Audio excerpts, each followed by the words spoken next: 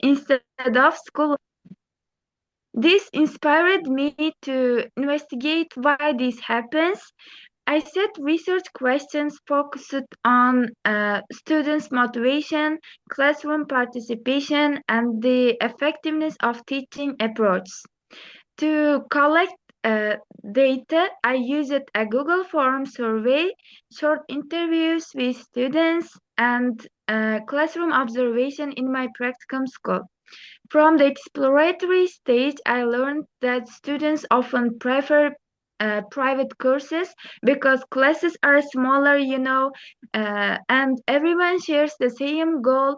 They are interested in, and they're studying in English, and also lessons are skill based, and students value them because they pay for the private courses. In school lessons, on the other hand, students' goals differ. Classes are large, and lessons are more grammar based. This reduces motivation and participation. Based on these findings, I created an action plan. I added speaking activities, peer and group work, real life discussions, and mini challenges to make lessons more interactive. And you can see the full plan on the Padlet. During the action stage, I observed real improvements because students became more confident and active. Even quiet students participated in peer or group work. Um, Feedback from the Google forum and the informal conversations confirmed that students found lessons more interesting and interactive. Although class size and student goals didn't change, these methodological changes created a more engaging classroom environment. I also realized that as a future teacher, small changes in teaching approach can significantly increase the student motivation and participation, even in challenging classroom. Thank you for your attention. Thank you, Shafstan.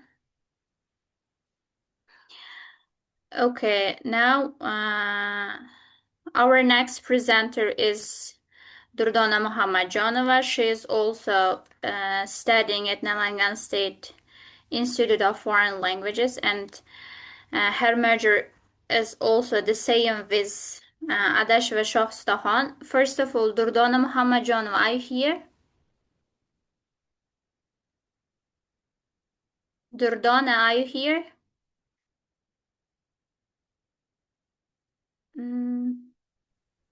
Maybe she's not here. You can skip her. Okay. Rahmjanova Mahfuza, are you here? Yes, I'm here. Okay. First of all, Mahfuza, let me introduce you. Rahmjanova Mahfuza is also undergrad student at our university, and she is also majoring the same with other students, and the topic of her research is how to promote a positive learning environment among 8th-7th grade school students during lessons. And now she will share her findings and reflections about her exploratory action research. Mahfuza, you should speak for 3 minutes. Are you ready? Mahfuza, are you ready? Yes. Can I play your presentation? Yes. Okay, start. Okay, hello everyone. My full name is Diyora Qodirova and I'm a third-year student at Nalangan State Institute of Foreign Languages. Today, I'm really excited to share my research. And my topic is how to promote a positive learning environment in 8th grade students during the lessons. Why I choose this topic? Because I choose this topic after observing that many students face challenges like low motivation, short attention spans, and boredom due to the repetitive teaching methods. And my goal was, from this research, to find effective and practical ways to make the classroom more supportive and engaging. To understand the root of this issue, I started with an exploratory stage.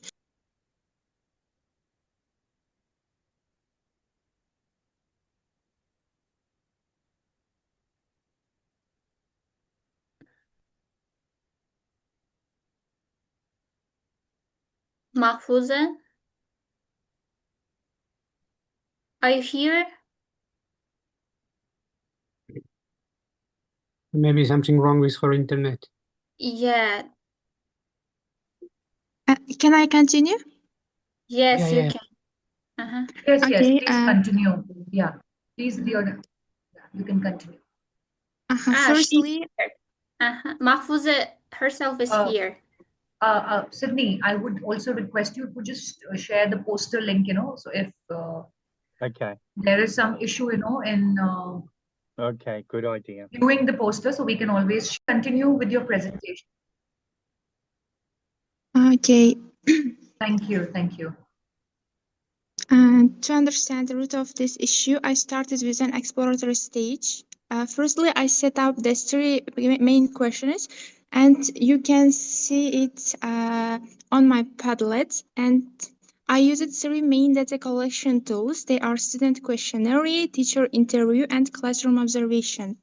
The initial findings were eye-opening, and while many students felt comfortable, but uh, many students were still afraid to share thoughts, and my observation and teacher feedback highlighted several pain points, like lessons were often overloaded with long explanations, and there was a with long and there was a clear lack of interactive tasks, and I needed to reduce teacher talk time and focus on more on student involvement. And based on these findings, I developed an action plan to transform the classroom dynamics. And I focused on using more interactive methods and the hook technique and more multimedia integration and breaking down complex topics into smaller parts. And also, I used data collection tools. They are classroom observation and open-ended questions.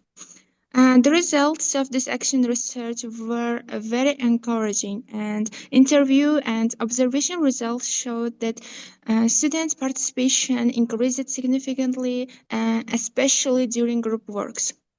And the distractions decreased, and students explicitly mentioned that visual materials and real-life examples made the lessons more interesting. In conclusion, this research taught me a lot, and I realized that a positive environment isn't just about being friendly, it's about choosing the right methods that encourage the students. And also, it has helped me grow as an educator, and I hope these findings can help others create classroom where every student feels motivated to learn. And thank you for your attention. Thank you, Mahfuza. Okay, dear participants, our next presenter is Ahmadjanova Rukhshana Banu. Rukhshana, are you here? Yes, I'm here. Okay, let me introduce you. Ahmadjanova Rukhshana Banu is also undergraduate student at Namangan State Institute of Foreign Languages, and she focuses on how to effectively use play-based learning in primary English language teaching.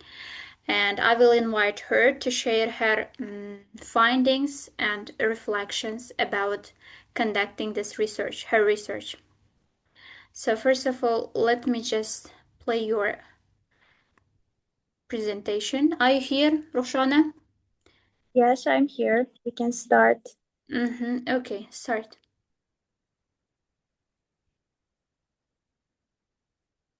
Okay. Hello, everyone. My name is Rachanee, and my full name is Ahmadjanova Rachanee. Currently, I'm a third-year student at Namangan State Institute of Foreign Language, and today I'm going to present my topic on how to effectively use play-based learning in primary English language teaching.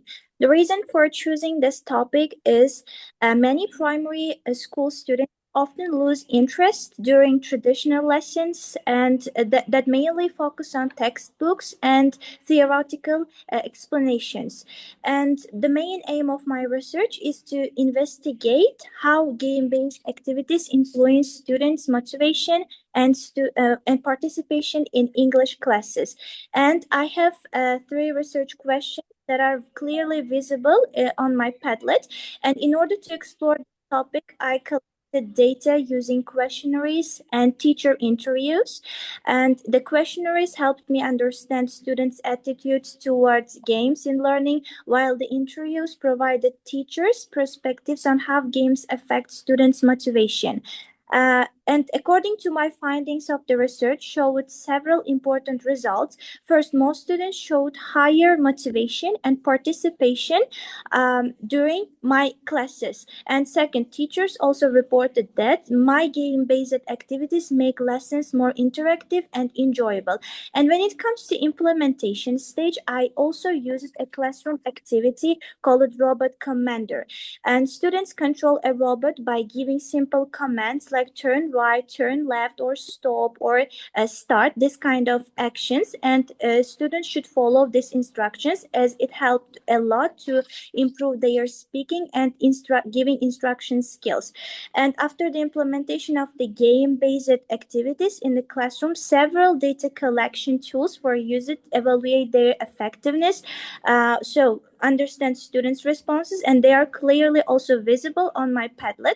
And the results from both interviews and the checklist showed positive outcomes. Most students reported that the games made the lessons more interesting, and their motivation rose actually. And they also said they felt more confident speaking during English classroom. So as a conclusion, I can clearly say that I've learned a lot from my research that I've conducted, because the experience of conducting this research was very valuable for me, and I realized that our traditional lessons should be more, moderner, and our new and senior teachers should use more game-based learning in order to increase students' motivation and participation during classes. So thanks for your attention. That was all about my topic.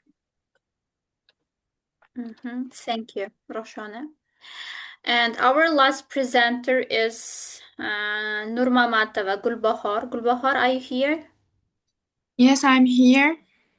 Okay, let me introduce you. Gulbahar is also our undergrad student at our student, and her research focuses on the importance and effectiveness of using different kind of technologies to have an interactive and engaging lessons with B1 language students. If you are ready, Gulbahar, you can start now. I will play your presentation. Okay, let's start. Good afternoon, everyone. My name is Gulbahar. My full name is Nurmamatova Gulbahar. I'm third year student at Namangan State Institute of Foreign Languages. As a future teacher, I have been doing my practicum at school since my first semester. And during my practicum, I faced some kind of challenges, especially between 7 and 9 grade students. Their level was B1, and I faced some problems which caused by lack of engagement and interaction, which decreases my quality of my lessons. And some questions were bothering me and don't leave my mind.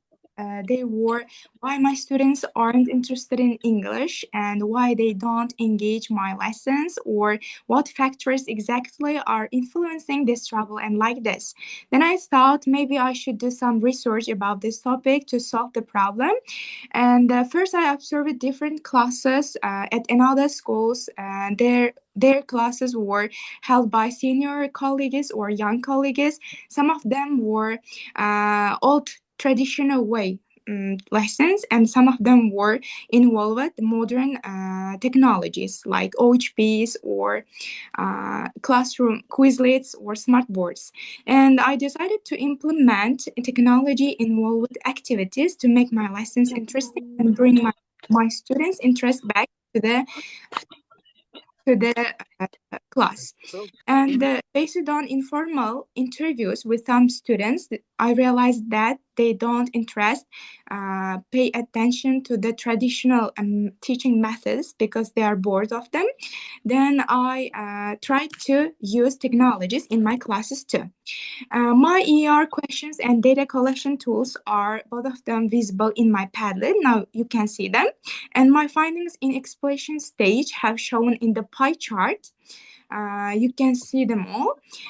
And when it comes to the action plan, I decided to design structured pre-while post-digital activities for each lessons to provide regular feedbacks after quizzes and smartboard activities. And here is one of my findings from action stage, use of interactive tools. Interactive tools such as quizzes and smart boards were used 3 times a week. As a result, students became more motivated and active during the lessons. Rest of the clear numbers and the results by percentages, you can see them on my Padlet. And as a conclusion, this kind of teacher research is very helpful for every young and senior teachers at the meantime, because by doing research, I got brand new insights and ideas about how to increase my quality of the lessons. And as a result, I no longer suffer from seeing the faces of bored students at my class. Instead of, I feel satisfied every lesson. And then I hope and recommend for other teachers to do some kind of useful researches to find answers and solutions to the problems they are struggling to tackle. This is the end of my research overview. Thank you for your attention. Thank you. And actually, one of our students who missed her turn at the beginning of conference is here. Muhammadjanova Durdona, are you here? Yes, I Durdona? am here. Are you ready? Yes, I am here. Actually, you missed your turn, but anyway, I think we have enough time to listen your presentation and the findings of your research. Yeah, go ahead. So, Muhammadjanova Durdona is also one of our students at our university. And now I will share her presentation, and actually now she will talk about how to improve students' motivation in terms of completing their home tasks. Durdona, is everything okay with your internet connection? Yes, okay. Okay, can I start your presentation? Are you ready? Yes. Okay, start.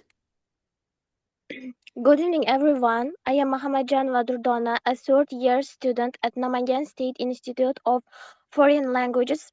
My research focuses on improving fifth grade students' engagement in doing homework tasks. I conducted this research during my teaching practicum at secondary school number 32.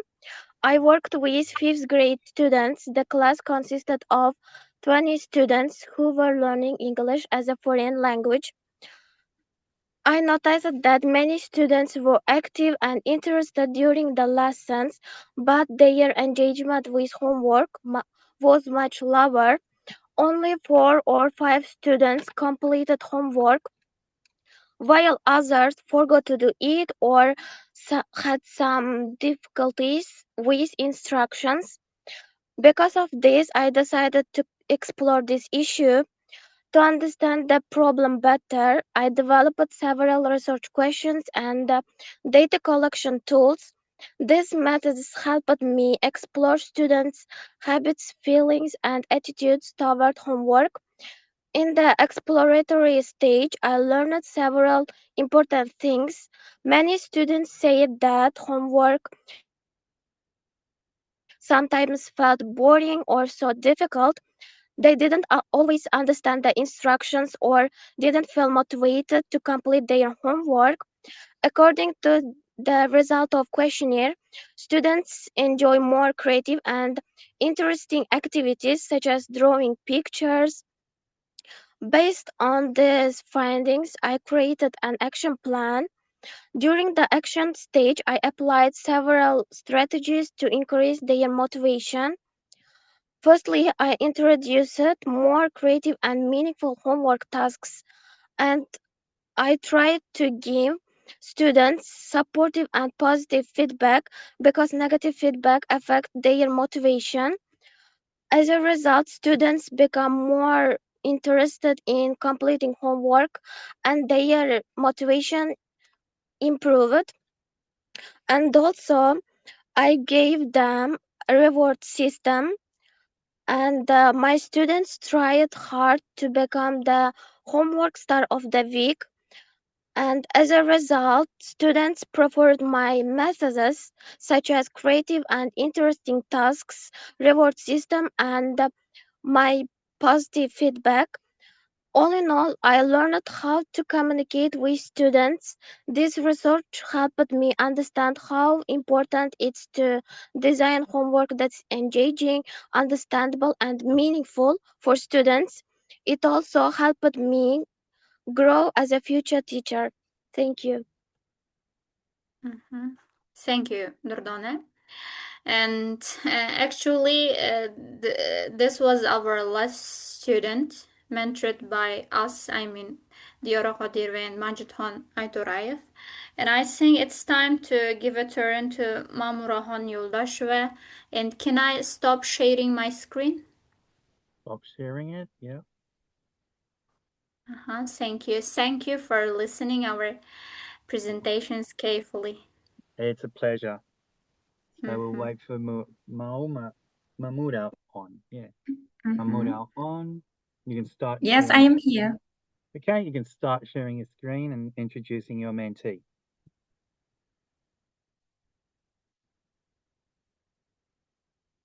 Is it visible now? Yeah, clear. Yep, it is. Okay.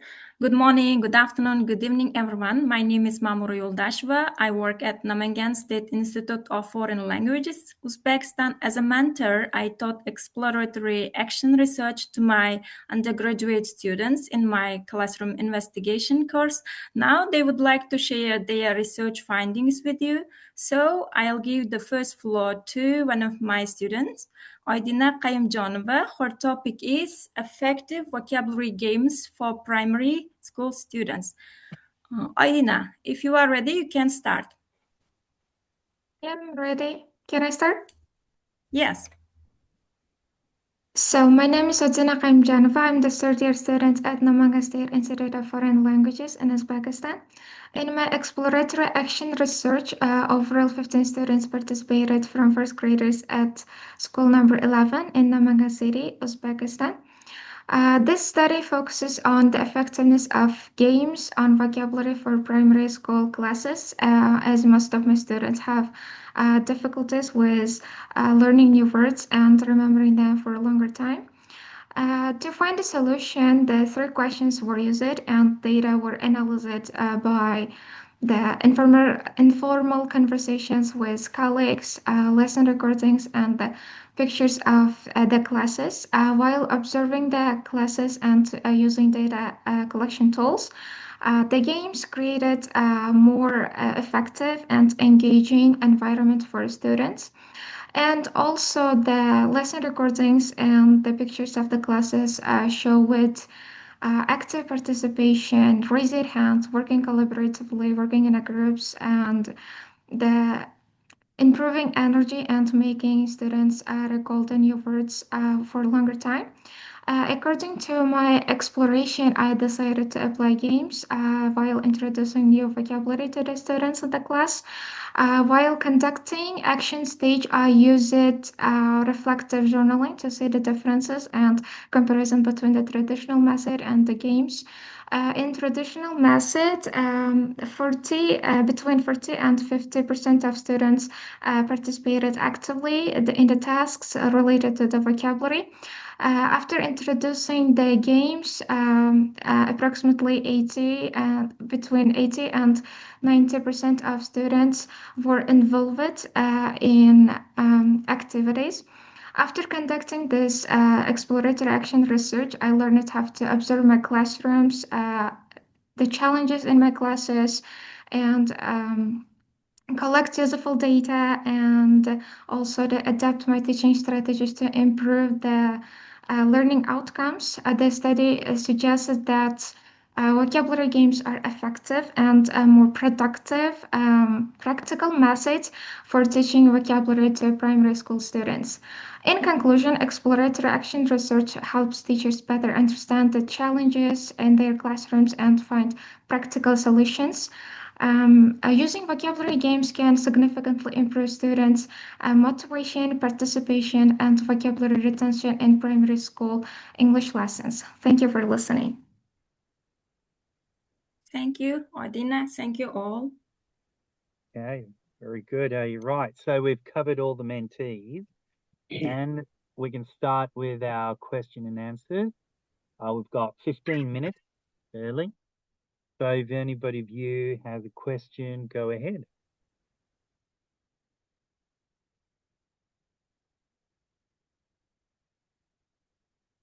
There are a lot of questions. Wait, hang on. No, just joking. Come on, someone.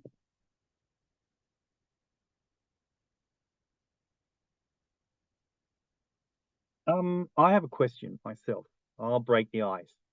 How about this? Okay, is it Roxana? Roxana and the robot commander? Yeah? Yeah, Rachanee is here. All Rachanee? right.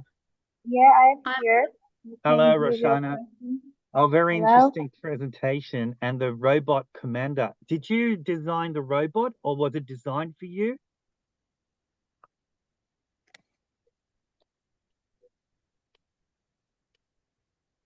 Can you Yeah. repeat your question? Yeah. The robot. Did you design the robot, or was it designed for you? Was it kind of teamwork, designing the robot? Yeah, it is a teamwork. Oh. For example, if one student wants to participate in this activity, he or she can be a robot, or they can use their kind of robots that are made by their hands as a tool. Okay. Yes, it All can be right. both in this way used. Oh, that's Yeah. excellent. That's So I think interesting. it's very interesting for them, Yeah. just imagining, or I mean, just imagining someone as a robot, so they can Yeah. always comment their words in English. Yeah. Oh, that's good. That's interesting. That's very good. Anybody else like to ask a question?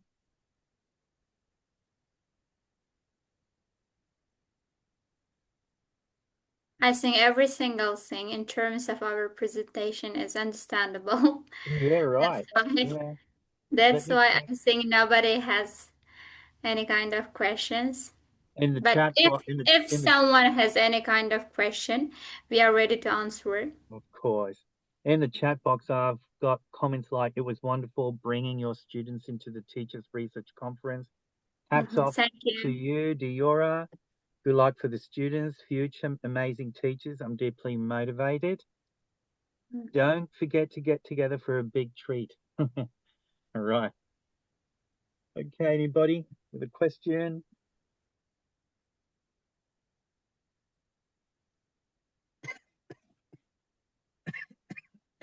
Maxfusa, I have a question. Maxfusa? Is it Maxfusa or Maxfusa? Yeah. Oh, all right. Is it promoting positive learning environment, right? Your presentation, was it? Yes. Yeah, that's Yeah. So, was feedback in any time used in order to create a positive learning environment, or have you considered that? Introducing feedback as a variable, as something key for promoting a positive learning environment. Can you repeat your question, please? Yeah. Did you use anything related to feedback in your study, in your exploration? I mean, what is the role of feedback? I think it plays an important role to create a positive learning environment. Because firstly, I went to the lesson at school, and I taught the pupils. Their teacher didn't get their feedback to their participation. And after I used this method, and I saw that their participation levels increased, and students started to get to be more active after this session. I think. Very interesting. Yeah. And Right. actually, I have something to explain her ideas in detail. Actually, yes, everybody knows feedback given by teachers plays an important role in terms of motivating students, motivation to study hard. And I always teach my students to give hamburger feedback. And I tell them to start giving feedback, positive feedback. You start giving positive feedback, you then give your negative, and at the end of your feedback you again give positive feedback. It's kind of hamburger. Yeah. And as a result, they start to get more motivated, and they think, yeah, I'm good enough, I'm trying my best, and something like that. No, that's interesting. That's very interesting. Thank you. Alaji Alpha in the chat room, he says, my question is for the mentors. I have not seen male T researchers in this session. Is that they are not showing interest? Unlike to my situation in my country where I mentored, more male researchers completed the exercise. Oh, that's interesting. So he's saying that in this session they're all female, but in his context they're all male, or most of them are male. So mentors, what do you think? Actually, in our institute, most of the students are girls. We have, let's say, for example, in a single group, we have only one or two boys. That's why maybe we have, let's say, we don't have enough the kind of male researchers. Anyway, I think we have one. Maybe in the next session, you will meet with him. Okay. Right. So we'll tell Alpha, what is his name? Alpha. No, what was his name here? Alaji, wait for the next session. We have another one. Edik says, you're right. I have invited many male teachers from Sierra Leone to join us, and they have apparently not found reason to join. If you can join us, we might start fighting for gender balance. Very relevant question. All right. So, apart from decolonizing, in the upcoming conferences, we will focus on this factor. all right, yeah, we can do that. I promise. Yeah, right. Gender Show balance. how Uzbek male researchers are, how can I say, strong enough. Yeah, right. You can Conduct start research in this You can sphere. start ER research, exploratory action research into that. Yeah. All right. Any questions? Any observations? Any comments you'd like to make? No.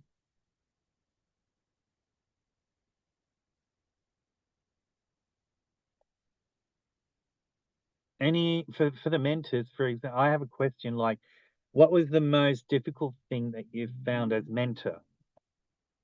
You've encountered as mentors? when carrying out exploratory action research or mentoring exploratory action research? What was the biggest challenge you've had? Diyora, maybe you can start. What kind of You difficulties? start. 5 minutes. Okay, frankly speaking, as a mentor, I didn't have any kind of pressing issues. But yeah, there as there are two sides of a coin, and we had actually some minor problems in terms of finding enough amount of time to conduct our research at schools. Because as I have mentioned at the beginning of the conference, our students are studying with a system which is called 2+4. It means they have only 2 days for practice. So I think this lack of time to do practice in real life situations became a little bit challenge for us and for our students. Managing time, motivating them to do more, let's just say, practice in real life situations became a little bit challenge for me as a mentor. Well, thank you, Diyora. Any other observations? Yeah, Majid? Yeah, I also can say that I don't have that kind of difficulties or challenge because that I have already experienced with that kind of research. Last year, we also did the same research with Eleonora, and we, let's say, get more than nine mentees. We worked more than 2 years with them. That's why this year, because of that last year experience, we don't have the kind of more difficulties or challenges in this year. And during these 2 or 3 years, I realized that exploratory action research is more important for not only that school teacher, but also our students. Because our students in the future, they also become the teachers. So if we start it earlier, as much as possible, let's say in the future, they can be maybe that getting kind of teacher experience, they start earlier than they started their work at school or some kind of place. That's why we decided with our that university that we tried to add this research as a subject in our, let's say, the timetable that would be more useful for our students. All right. Very good. Thank you very much for your contribution. Actually, sorry for disturbing you. There are some questions. Yeah, where? Pitambar Paudel is saying whether our researchers are sharing their findings to other students, or let's just say colleagues, to their colleagues. Yeah, we actually planned to share our findings with public, and we also decided to publish the researchers of our mentees on local journals. We decided it, actually we planned it. All right. Okay. Well, just remember that you have a publishing opportunity in the ELT journal. Okay. ELT journal. You might consider to send in your article there as well. ELT journal. All right. So we've finished session 2A. So we have a 5-minute break, and we'll come back at 35. Okay, at 3:35, and we'll start session 2B. Okay, so 5-minute break, and see you in 5 minutes. Thank you.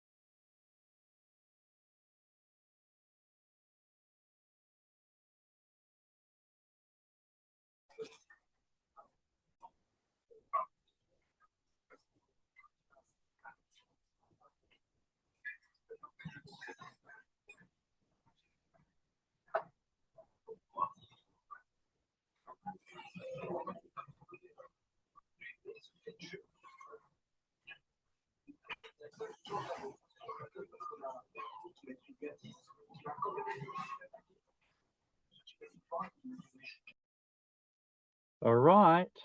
So we're going to start session 2B. Session 2B is, let me see, teachers from Uzbekistan, okay, mentored by Mamurahon and Muazzam.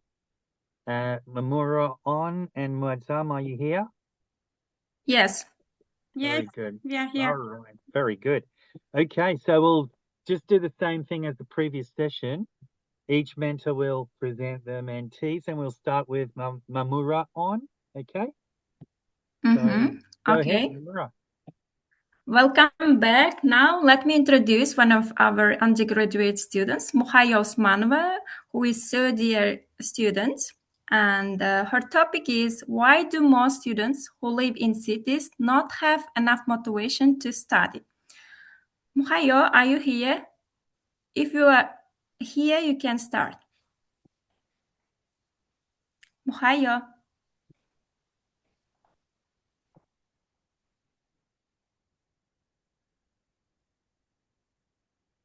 I think she has a problem with the internet connection. All right, okay. I mean, we'll wait for 1 minute. No worries, no stress. If she keeps having problems, we can just move on to Muazzam, and then when Muazzam finishes, then we'll go back to you. We'll see if she can connect. Is she online? Muhayya. I see Muhayya. Mamura, maybe you can skip her, and that next student is here. Okay. Ghafura Maktun, I think she's here. Okay, and she's from the Okay, Muazzam. Muazzam, you can start. Yeah, Muazzam. She's from your team. Okay. Yeah, Muazzam, you go ahead. Okay.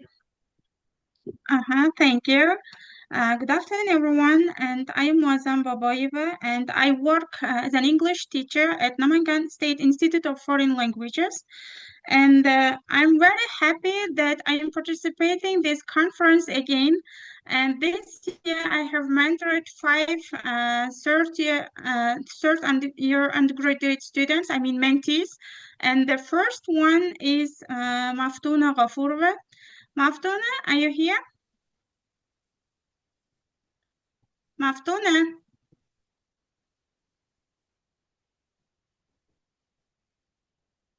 Yes, I'm here. Hello. Yes, I'm here. Okay, if you are ready, you can start with you. Okay. Hello, everyone here. My name is Mafnabanu Ghafurova Mahmoudjan Qızı. I'm undergraduate student. I study at Namangan State Institute of Foreign Language. My exploratory action research title is How can I help my students to improve their pronunciation skills? I conducted my research at school number 61 in Andijan with 7th grade students, including 12 boys and 7 girls at A2 levels. During my lessons, I noticed that many students had difficulties with their pronunciation. They mispronounced words, they felt shy, and they were unsure when speaking English. And I decided to explore this issue more deeply. And I set several research questions to understand the situation better. And in order to collect data, I used reflective notes, questionnaire, and lesson recordings. These tools helped me to analyze both my teaching and my students' pronunciation difficulties. And from my exploratory stage, I learned several important things. First of all, many students were not fully confident when speaking English, and I thought it was normal because they are not speaking on their own language. They are learning foreign language, and some of them felt shy or maybe afraid of making mistakes in front of their classmates. It affects their participation in class and mispronounce words because of anxiety. And second is most students believe that correct pronunciation is important in communication, which shows that they understand its value, but they were not often practice it on their own or in the classroom. Then another interesting finding was that many students preferred listening to dialogues, repeating words from videos, shadowing exercise, and minimal pair work activities. And based on all of these findings, I created an action plan.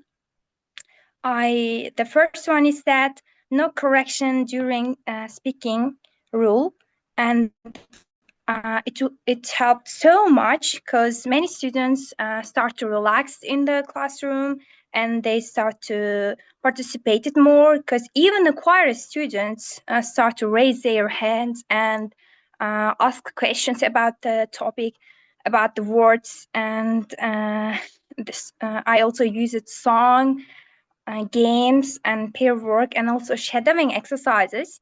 It was so helpful for them. It was fun and engaging. Survey showed that 79% of students participated more actively during these pronunciation activities. And also, after recording and observing my final lessons, I noticed that many students participated actively in these pronunciation activities. And it shows us my exploratory action research worked well. And even though some of the students have still need a little bit practice to do better, I realized many of them do well as I expected. Thank you all for your attention. If you'd like to know more about my research, you can ask questions.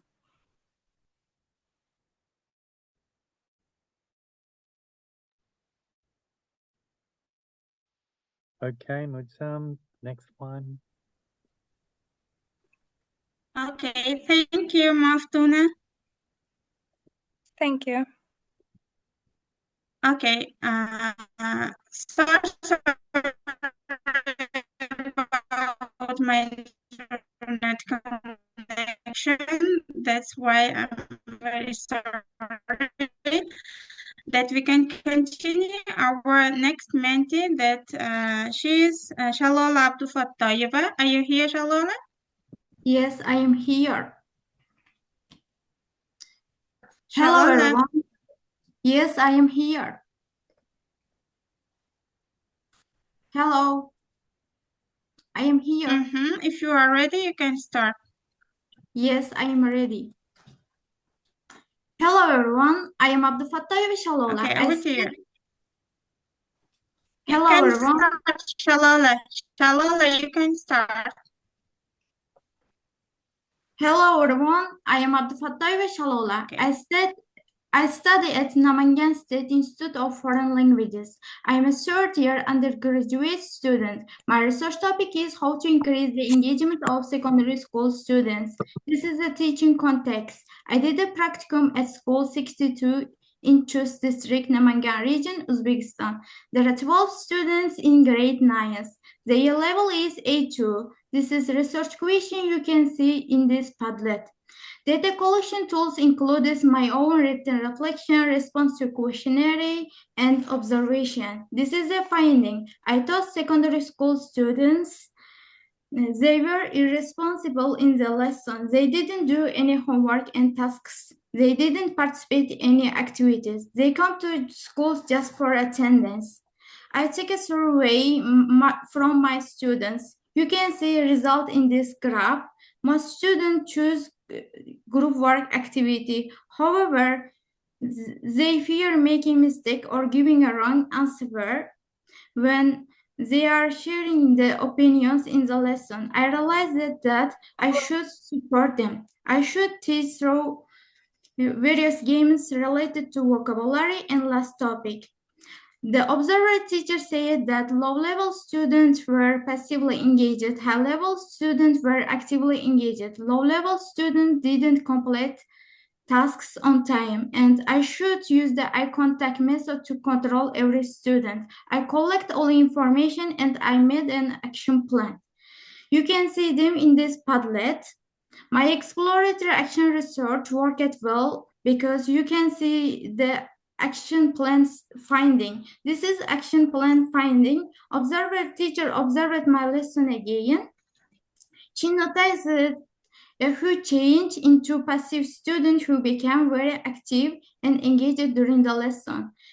The student finished tasks on time. Low-level students started participating activities when the teacher gave different level tasks for different level students. High-level students helped their partners to win the group work activity. This is my conclusion and reflection. This exploratory action research helped me to find the proper solution for my teaching problem. I realized that each teacher should not be egoistic.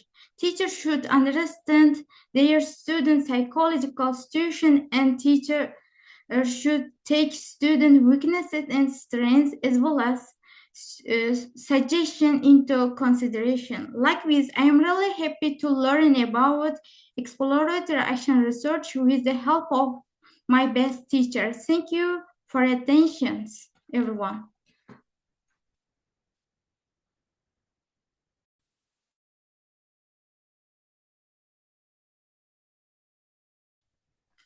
Well done.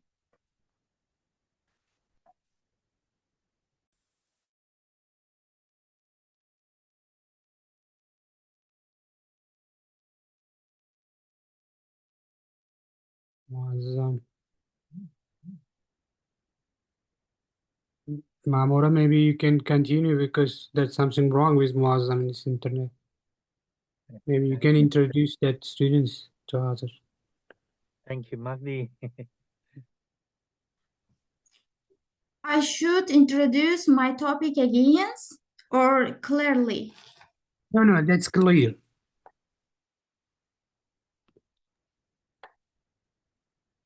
Mamura, that's something wrong with Muazzam's internet. I'm here now. I'll introduce next presenter. Very good. Jakbaralieva Dilrabo. She is also our undergraduate student, and her topic is how to improve school students' attention. Dilrabo, are you here? Yeah. Okay, you can start. Hello everyone, I'm Diyora Qodirova and I study at Namagan State University of Foreign Languages. I'm a third year student and my topic is how to improve students' attention.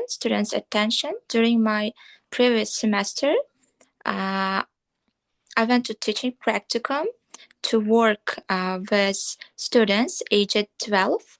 And during my practicum, I noticed that many people lost attention quickly during the lesson. They were easily distracted and some students didn't always understand the lesson. And also this made teaching more difficult. Because of this experience, I decided to choose how to improve students' attention span.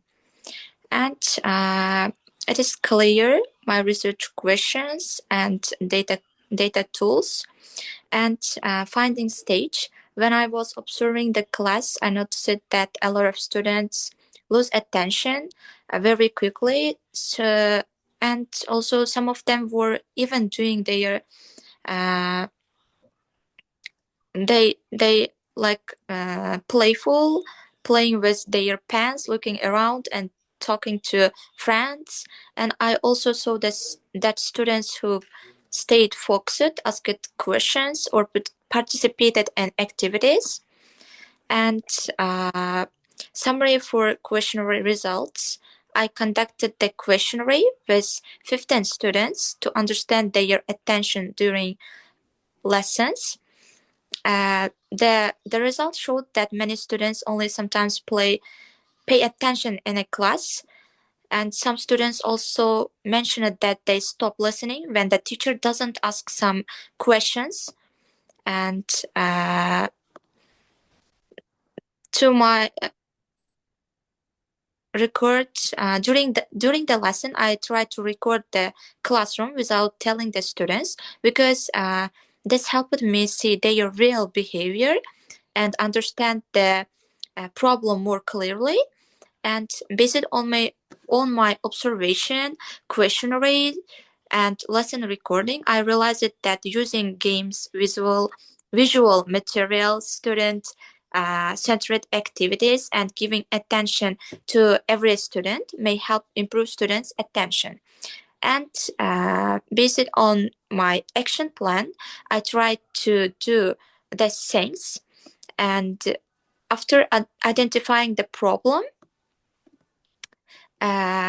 this activity created a fun and competitive atmosphere in the classroom, like hot potato and random name. I asked questions related to the topic to students whose names appeared on the screen. This method helped keep all students attentive because they knew that everyone could be chosen. And they listened more carefully. Also, they tried to answer questions. One of the most noticeable changes was among the students sitting at the back of the classroom. Earlier, they had lower attention and they rarely participated, but later they tried to participate actively. And they became more attentive and tried to follow the lesson more carefully. That showed that strategies I used helped increase students' attention and engagement in the lesson. And I have realized that conducting research on classroom issues is very important. Firstly, it helps teachers find effective solutions to the challenges they face during the lesson. In addition, it allows students, also teachers, to understand their weaknesses and recognizing the area where they may make mistake. And also, I'm very happy to learn about EAR with the help of my teachers because their professional skills and became more reflective and good for me. And thank you for your attention. Thank you, Dilrabo. Now I will give the floor Gavhar Sabirjanova.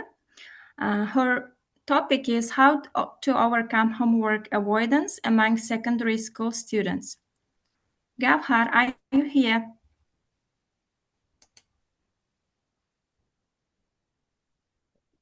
Gavhar, Assalamualaikum. Yes, I'm here, teacher. Okay. Okay, you can start. May I start? Yes. Good evening. One more time for all of you here. My name is Gavhar Sabirjanova. I'm a third-year student at Namangan State Institute of Foreign Languages. So let's talk about my research. My research is about homework avoidance among secondary school students. So my research was conducted in a fifth grade class at the general secondary school in Namangan, where I currently teach while studying at the institute. I chose this class because their main challenge, not completing homework, was more serious compared to other problems.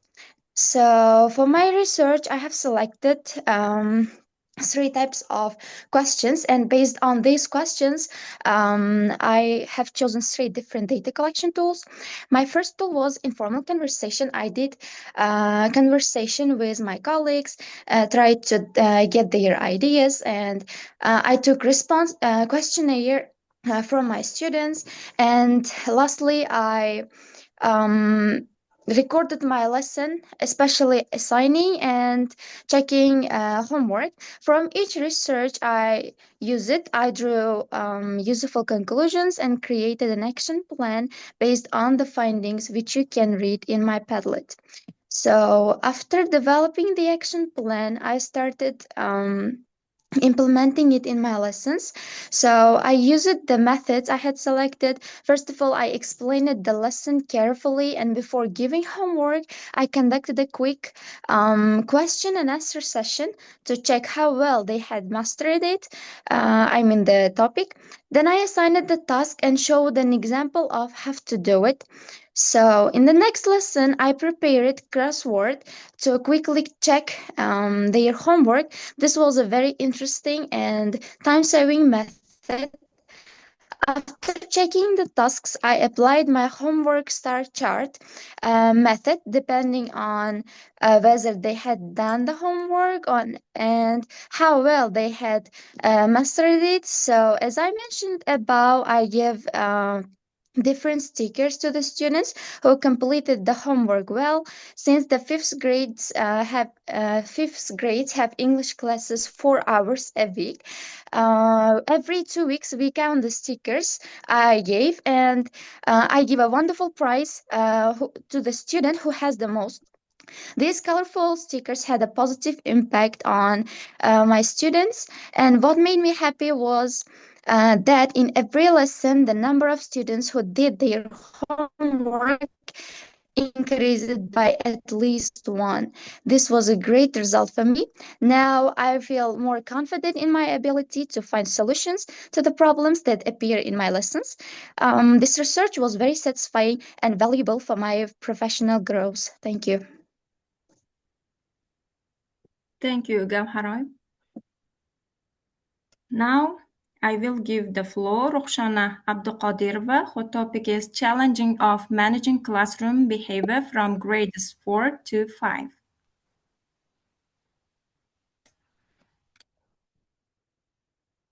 Rachanee, are you here? Here. You can start.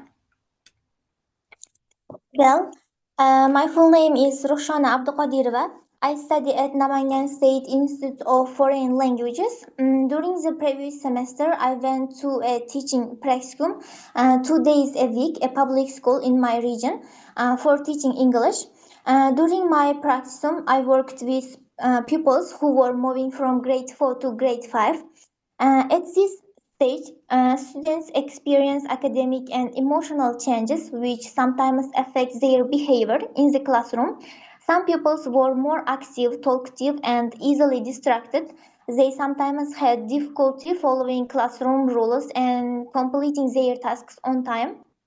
This made the teaching and learning process more demanding. So I chose this research topic, challenges of managing classroom behavior moving from grade 4 to grade 5 students. And I have 3 research questions like why do some students who moved from grade 4 to grade 5 still behave like primary school pupils, and the other questions in my Padlet. In addition, I choose suitable data collection tools. Firstly, interviews with individuals, and secondly, lesson recordings. Thirdly, my reflections or notes. Taking all opinions, recommendations, and findings into account, I complete several actions I will use in my upcoming lessons. These are encouraging independent work, creating more engaging lessons, and the others. During the action stage, I used them, and also I used several strategies to improve classroom behavior and engagement. The results showed positive changes. For example, when I gave students tasks to complete individually, some of them began to think and act more independently. Also, interactive activities such as group work and movement based tasks helped students stay more focused. I noticed that many students were keen on these activities and participated more actively, and the others. I mentioned them in my Padlet, and also I realized that teaching is not only about giving knowledge to students, it also requires research and reflection. As a future teacher, I understand that researching classroom problems is very important. During this research, I learned that students learn better when lessons are interesting and interactive. This research helped me understand my students better and improve my teaching strategies, and also it will help me become a better teacher in the future. Thank you for your attention.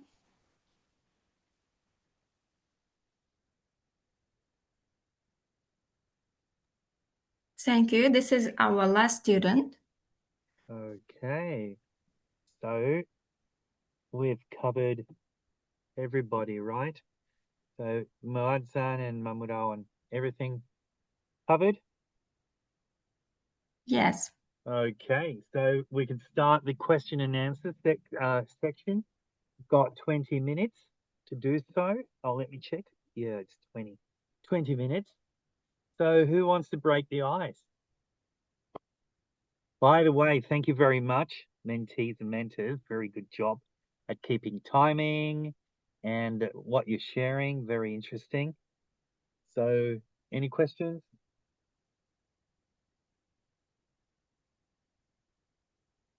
No questions? Okay. Can you stop sharing? Mamurahon.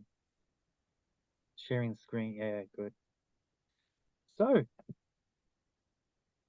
who would like to break the ice? Somebody? I have a question. And since I'm really interested in... Oh, hang on. Alaji Alpha raised his hand. Alaji, go ahead.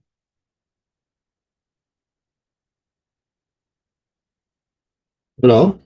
Hello, yeah, go ahead, Alaji. Yeah. Yes, please. My question is not particularly directed to one researcher, but for probably all the other researchers, anyone can answer my question. In as much as they were using like self-reflection, questionnaire, probably engaging other teachers. I want to know, in the questionnaire, did they ask questions about their methodology, their teaching methodology? Did they ask questions about that? If you do, what are the questions were you asking? In as much as we are also part of the problem sometimes in the classroom when we teach. Not all the time the children are the problem, but probably we might be the problem for in the engagement of the learners in the classroom. So I want to know how they have been asking these questions about themselves. Then two, I want to know if they have been sharing the findings and recommendations with the teachers they engage.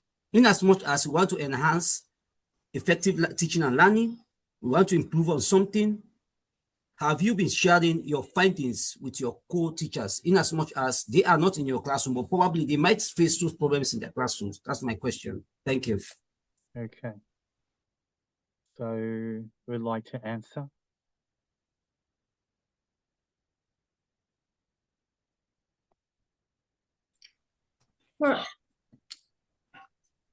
I am answering these questions. For example, I use student-centered methods because my students, before the teacher-centered method, I changed the student-centered method. For example, I always give a different task for different level students, and I make a different level students for the different materials. For example, low-level student give a low level vocabulary, low-level grammar, low-level materials. High-level students give a high-level materials, high-level vocabulary. So some students, so low-level students participate in new activities and tasks. They complete the task before the high-level students. And also, I give a prize to support them, increase the engagement. I give prizes for every small improvement, and I support them always. For example, they complete the task, and they complete the activities. I give a sweet for every student. They were happy in these situations. I would like to be your student, Shalola. Get a prize too. Thank you. Any more questions?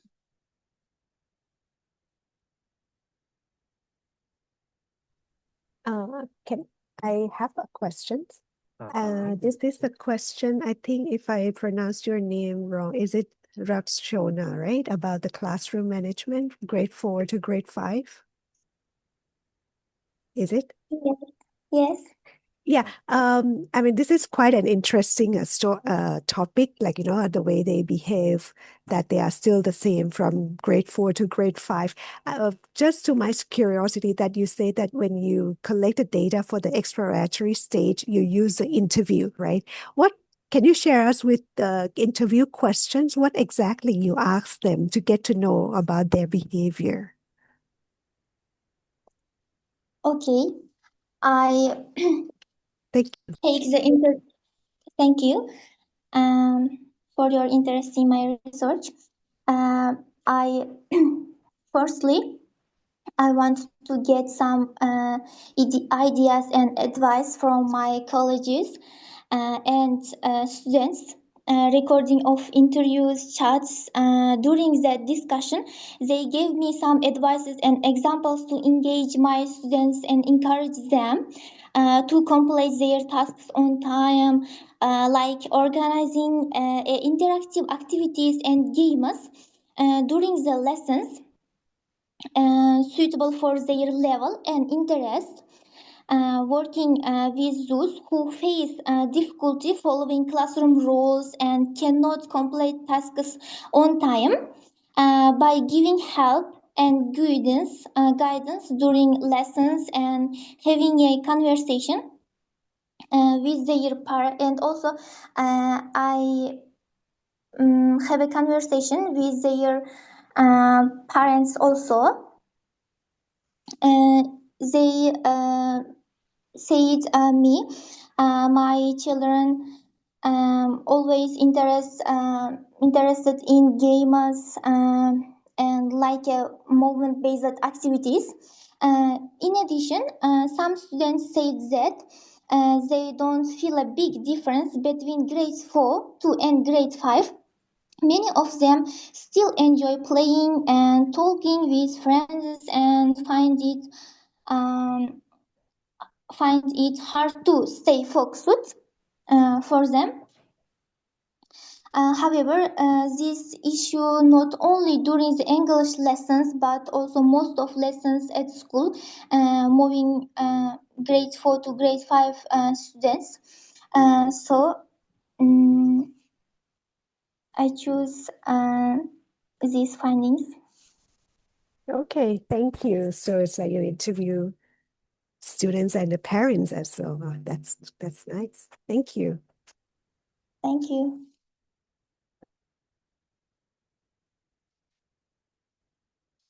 Any more questions?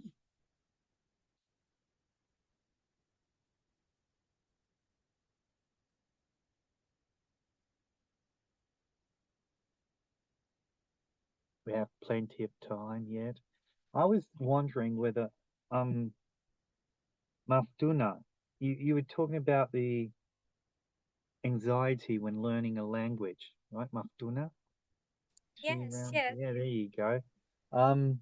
I was wondering how did you find out about the level of anxiety of students before and after your activity or your feedback or how did you measure anxiety?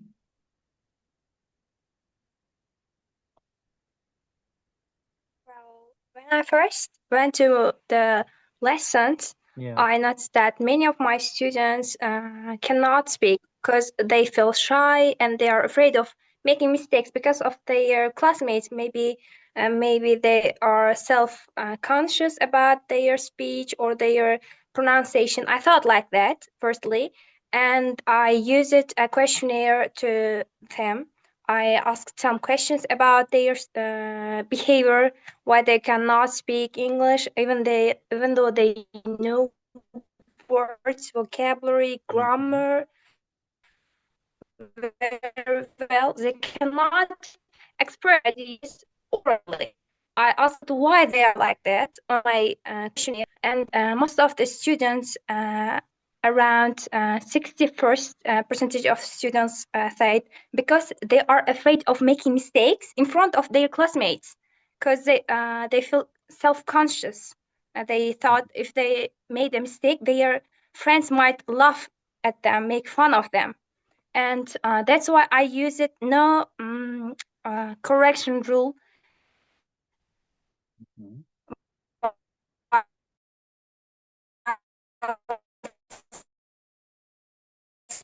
Speaking, so even me while they are talking.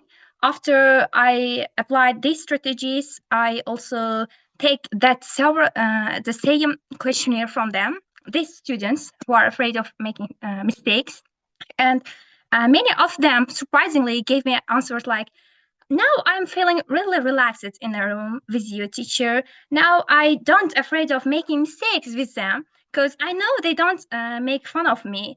I can really reduce my anxiety while speaking English. Even though I made mistakes, I understand they don't laugh at me.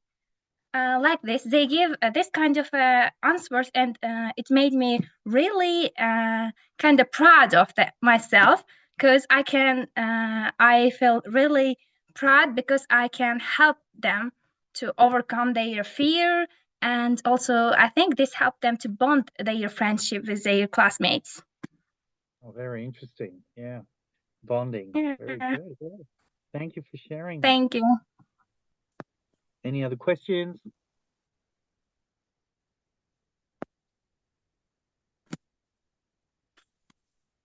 Oh, there's one in the chat box. Oh, it's from Pitambar, and he's asking, did you consider proximity, use of learners, mother tongue, your voice, seating arrangement, student grouping in managing the class? Well, I'm not sure for whom is this question, but Pitambar, are you here?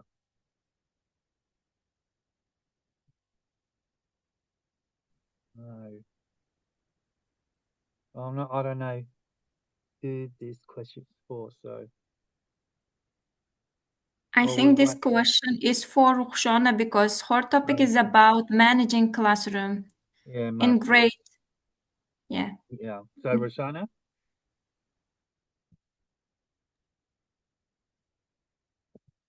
I am here. Could you repeat the question, please?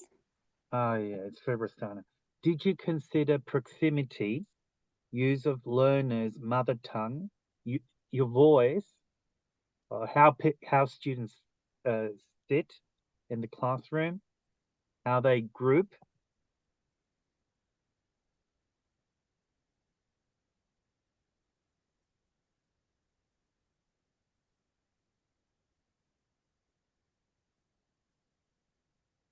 Groups.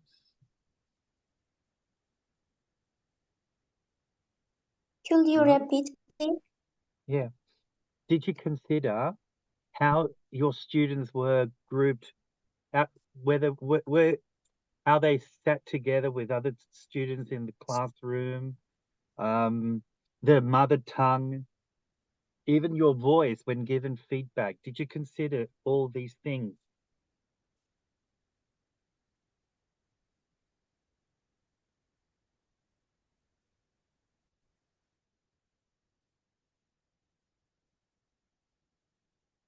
I think we're having the signal is not very good.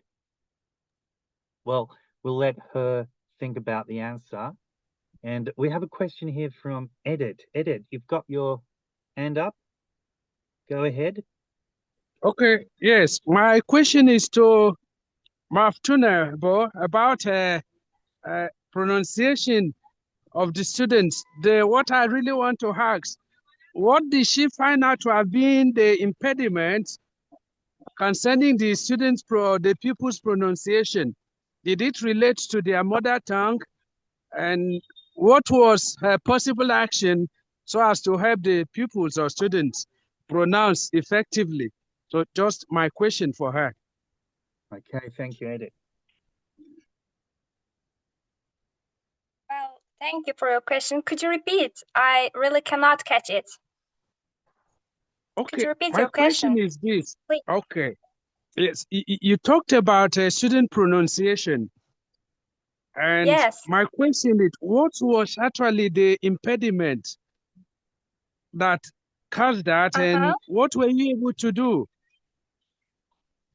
to help them Okay. overcome that? Okay. So, as I said, when I first got went to school and had my first lesson, I was really shocked and frustrated somehow because many students should be in an A2 level and they should also know basic words, have to pronounce it well. But most of them was like they are pronouncing words not correctly, like they are saying school like school, right? It's kind of funny and somehow embarrassing. And I thought, why they are doing like this? It's such a simple word, and I thought I should explore this issue. And when I am doing collecting data, I come up that they are afraid of making mistakes, and somehow their anxiety and somehow their how can you say that their emotions are overwhelming them, and even though they know how to pronounce that word correctly, they cannot do it at that time because of audience in front of them, audience. And because of me sometimes, because I might interrupt their speech and correct them at that time. And after I have these things and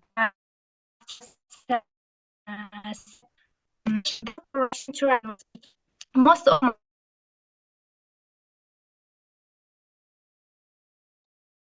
Oh, I think the signal is breaking up. Mafdu, if it's not a Our line is breaking. Our line is breaking. Yeah, it is. It is. Mafdu, if you can answer, just post a message in the chat box. Summarizing what we're trying to say, because the signal was breaking up. So if you can just type your because we couldn't hear much of your reply. Okay, sure, I'll type. Thanks. That. Thank you.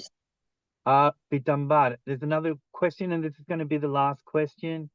Did Roshana consider? Oh, hang on. Classroom management includes managing a distance between teacher and students. Teacher voice, students grouping, use of learner's mother tongue. Did Roshana consider these aspects in her exploratory action research on classroom management? Okay, we're going back to the previous question. Roshana, can you answer? If it's not Roshana, her mentor.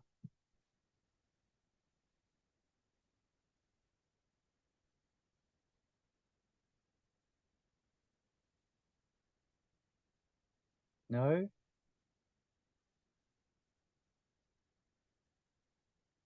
Oh dear, signal's breaking up. No good connection here. Right. Okay, any other questions? No, if there are no questions, we can just hang on, let me check the session 2B. We've finished question and answers. We're going to have a break, a 5-minute break, okay? And we're coming back at 25 past, okay? At 4:25 GMT. Okay, so 5-minute break. Thank you very much, mentors and mentees. Very interesting contributions and hard work behind that. So thank you very much, and see you around. Bye.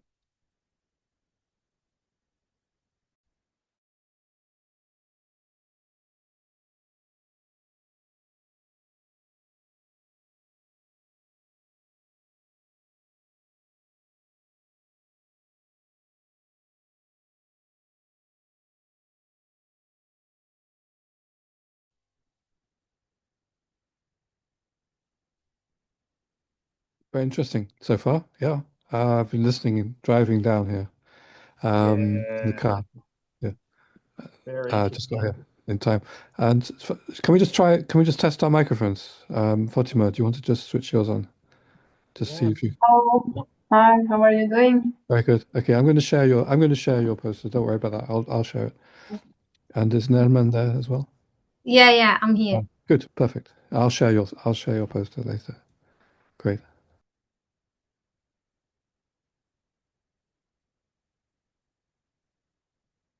Is Rachanee there too? Yeah, she's Okay. around. Yeah. Right. Yeah, she is. Co-host as well. Yeah, great.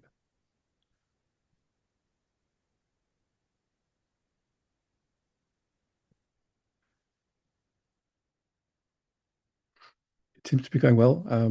The Q&A.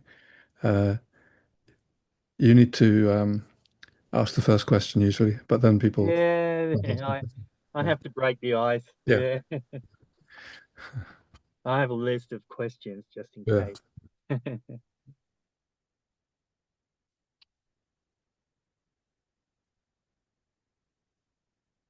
your mother get to come to see you or? Yeah, she's coming back next week. Great. 20 days later. Oh, Yeah. wow. Oh, wow. She's in Australia. Yeah, right. Yeah. Yeah. So, well, she's flying back on Friday and she'll land on Saturday. Hopefully won't get stuck in the middle. Is So she that's going? the thing. Is she coming via the same route? Or? Yeah, I think so. I think they're probably going around basically the same route, but I think they're going through a safe passage. Yeah. Yeah. Some people are flying via the States now. Well, yeah, I know. Actually, it's much longer. Yeah. Yeah. They Yeah, go long time. 48 South hours. America, Central America, and then over Yeah. the Atlantic Ocean. Yeah. Yeah. Okay, no worries. She'll be right. Nice place to have to stay, Australia. Oh yeah, sure. Yeah. She's happy. She's with her grandchildren. Right. So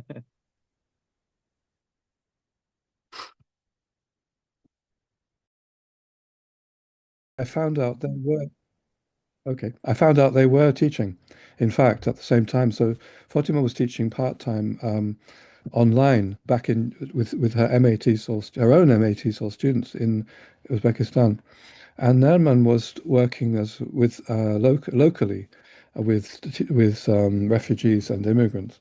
Okay, I thought usually in the third term we have a dissertation. The students have to do some academic research for a dissertation, and usually it's they're not looking at their own teaching because they're not teaching, but in this case they were both teaching. So I asked them, why don't we do something for a dissertation based on your own teaching, using exploratory action research, which they had found out about before. So they agreed. So I'm going to introduce, first of all, Fatima Musaeva. Over to you, Fatima. I'm going to share your poster. And okay, let me share that first of all. Yes, let me share that. Share my screen. Thank you, Richard. Just one Hi, second. everyone. Just one second. Let me share it first. Okay. Okay. That's just about the program, and here is Fatima's poster, Fatima's Padlet, and then I'm going to share your poster. Go ahead. Well, thank you very much. While working at a graduate program, I noticed some problems that I wanted to address. Well, and that motivated me to do that exploratory action research. Well, the problems were students switching off their cameras during sessions because we had 4-hour online classes, and also they often didn't read articles, assigned course materials, because we were following flipped approach. Students were expected to read the materials, and we were supposed to discuss what they learned during classes. Well, that lack of engagement influenced to the quality of my classes, and I was really curious to know the reasons. So I started doing my exploratory action research. Well, I chose 3 methods: focus group discussions, research diary, and reflexive writing by students that were quite effective. And the findings were surprising. I was not expecting, these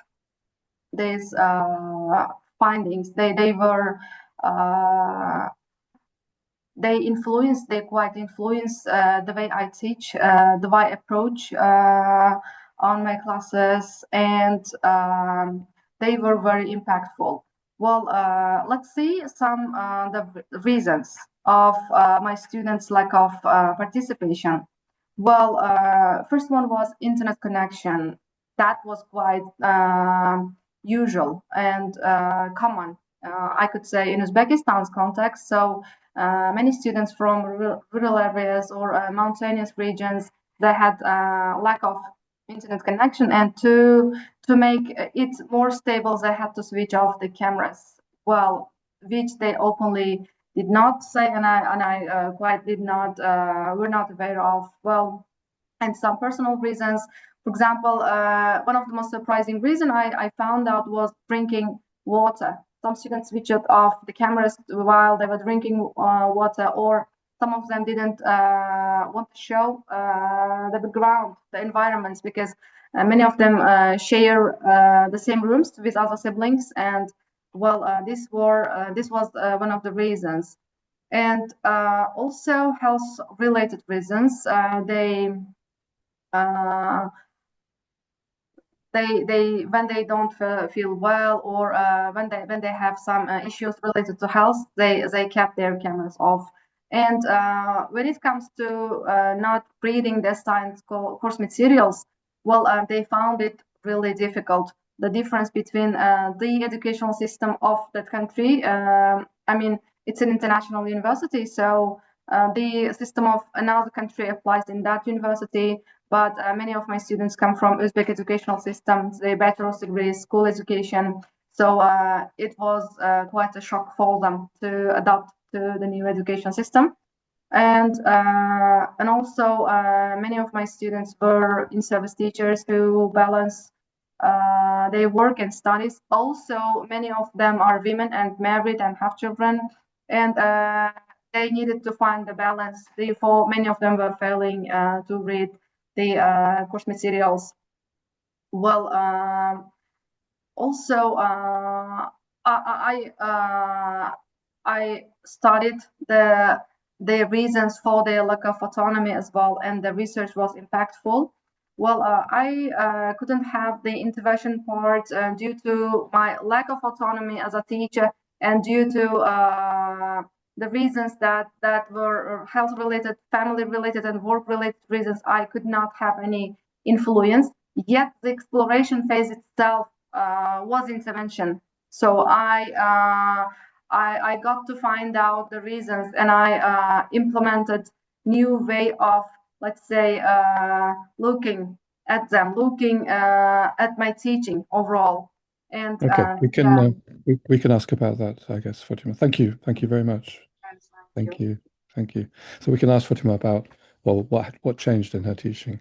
Now let's move. Thank you, Fatima. Let's move to Nerman. And Nerman from Syria, she has this topic. Over to Nerman, and I'll share your poster. Yeah, thank you. So my research was about refugees. While I was teaching refugees, I noticed that they don't use English beyond the classroom. So my research questions for learners, because I had research questions for learners and teachers and administrators. So for learners, I asked them about the frequency of their practice outside the classroom or beyond the classroom, and what encourages them to do so. For teachers and the manager, I asked them, what do you think about their integration, and how can we help them to practice English beyond the classroom? What I did is reading some articles and books about practicing English beyond the classroom. I did focus group interviews with the students and one-to-one interviews with teachers and the manager. And then, depending on the results of these interviews, I designed a pilot workshop. And after the workshop, I gave the students post-survey. So my findings were regarding learners, limited English practice beyond the classroom due to lots of factors, such as, for example, their surroundings. They might be surrounded by users of their first language, and barriers to use beyond the classroom. There were lots of barriers to their practice beyond the classroom, such as they feel scared, they feel demotivated, especially when they speak to native speakers, and they needed some supportive conditions for English practice beyond the classroom. Regarding the teachers, they noticed that their confidence increased when they and their vocabulary growth increased when they did some extra classroom practice, and their social integration increased when they were engaged in the community. So what I did is that so my action plan was creating workshops with local organizations such as STAR. We have STAR, it's Student Action for Refugees, in lots of universities. And they do some English classes, not classes, it's kind of like informal classes to improve their speaking and support them. So I provided some volunteers in order to help me in the workshop. And in this way, I can break the ice, I can break these barriers when they want to practice English with other people, with local people. So they felt really good about it. And to train the volunteers to motivate them. So the most important thing is to motivate them, because we want them to just feel more brave to practice English beyond the classroom. And designing the workshop content depending on the learner's needs. So the evaluation, I measured the students' progress during the workshops. I collected the feedback and evaluated the impact of this workshop. And I observed teachers and provide feedback depending on the needs. So my reflection, I know that formal ESOL classes are really helpful and necessary, especially when we're talking about foundation. But learners, it's not enough. Learners need informal practice. Even if they live in a city where they speak English, but if they're surrounded by users of L1, they wouldn't have the opportunity to practice the language. And reflecting on the project, I noticed that listening to the learners' voices is really important, and using their experiences to shape the workshop design and to make it more inclusive. Thank you so much. Thank you, Nerman. So Nerman, two different contexts. So one, the UK, Nerman based in the UK, and Fatima online with students in MATEFL in Uzbekistan. Over to you, Sydney. Thank you. Thank you, everyone, for your contributions. Now we'll move on to the Q&A. Any questions from you? You would like to know anything about the methodology, challenges, successful stories? I'll break the ice as usual. Nerman, you said you observe teachers, right? And what kind of things do you observe when you do teacher observation? Because we're doing these in our school, and I'm wondering, what things do you observe? Yeah, I was focusing on how much do they give to the speaking activities. So I noticed that they give them some time, like some teachers give them more time for the speaking activities, while others focus on formal education. And while focusing on the informal or speaking activities, were they engaged? Were they like speaking with each other, or they felt maybe demotivated, or sometimes shy, embarrassed, and sometimes, they're traumatized. So we have to take this into consideration. Okay, very interesting and useful. Yeah. Questions?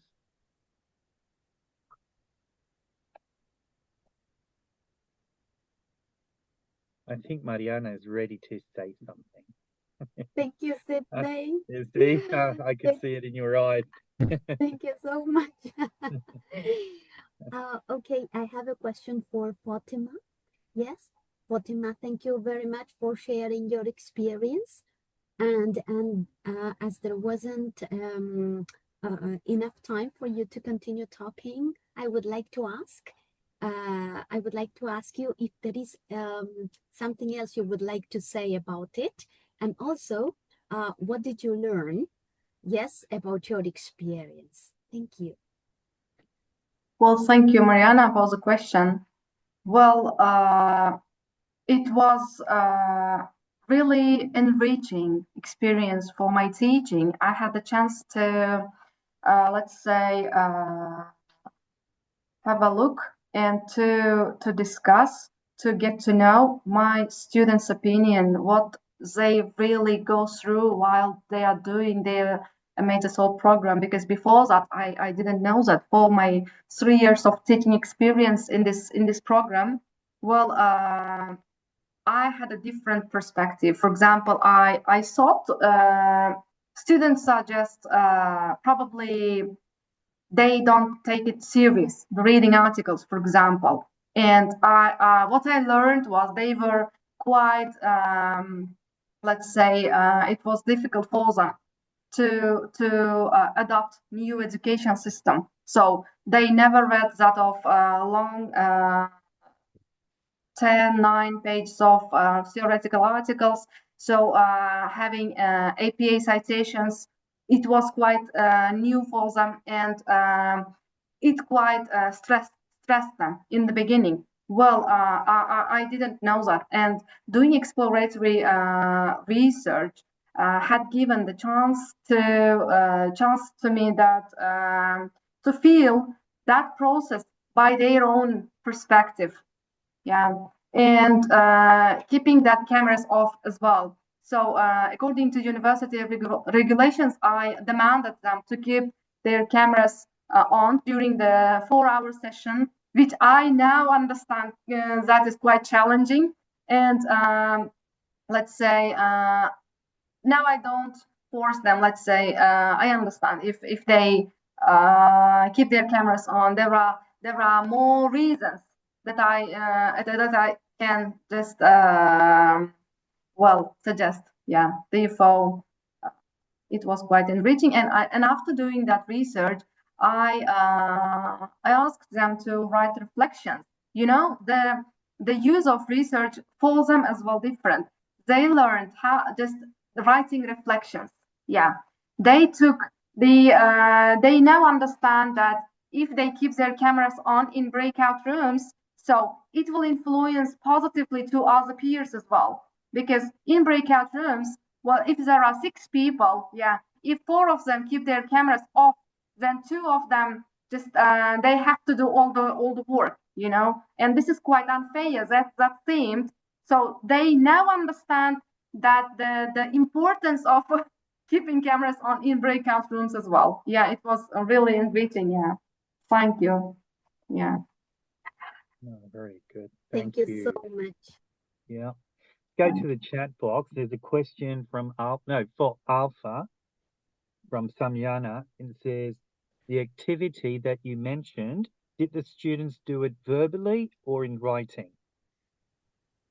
Okay, thank you for your question. So I have to say that my course is English for communication. So I try to do my best to cover all the for verbal communication, also in writing as well. So I have to say that I use it for both, for example, because the students have to do it with writing first, and then they expand to the verbal or the speaking activities, because I have to make sure that they understand the context and the structures in, when they have to write and they have to speak. That's it. That's right. Okay, thank you. There's another question from LOD and Go and Gue. Says, great job, Nerman. How far did Fulcher and students L1 kind of breach their English language process? How did you handle that? Yeah, so regarding the culture, the students were from different backgrounds, so I had to learn from them. So since I came to the UK, I learned a lot about their culture and how do they think, and sometimes it is attached to the way how they think and how they learn the language. So it was really nice to learn from them. And when you know more about your students, it's gonna you're gonna know their needs and what kind of activities you should give them and how to deal with them. So yeah, it was kind of like a two-way process. Okay, right on. There's another question from Makira Alibekova. Miss Fatima, what changes or improvements were suggested after the research? Yeah, there were many improvements, I could say, for myself as a teacher researcher and for my students. Well, first one, they understood the importance of keeping cameras on because other students, other group mates were influenced. Well, also, they now have just it has already become a habit for them to write reflections, what they learn, to reflect on them. And also, I practiced using AI for reading articles. Yeah, which they didn't quite know before. Besides, I started preparing 5 to 8 questions about course readings and giving these questions to the students before classes as it's flipped learning. And based on the questions, they read articles. Before that, I just gave the articles, assigned articles on the platform, and they just had to download and read. They didn't have the clear instruction. Now they had the clear instruction. Also, for me as a teacher, I started to be more emphatic for my students, as now I got to understand they are women with full-time jobs and 2-3 children and family responsibilities. So, well, and taking that into consideration, I try to just organize my 4-hour sessions, like some parts only explanation by myself, yeah. Some parts will pay a work, and some parts are group discussions. Well, my own approach as a teacher, it has quite changed and improved, I could say. Yeah, thank you. Thank you. Very interesting. There's another question in the chat box by Padma. This is my question on enhancing open-ended questioning to your students. So that's at the city, right? What difficulties have you faced while choosing word activities to make it personalized to their standard, right? Is it standards? To their standard, yeah.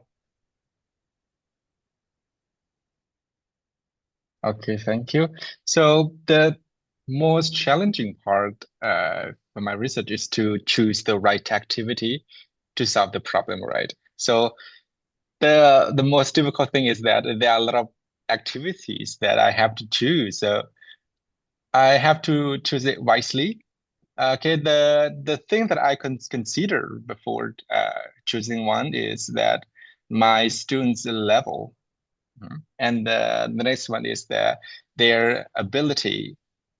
As I stated that my students' background English level is quite basic, between A1 to A2.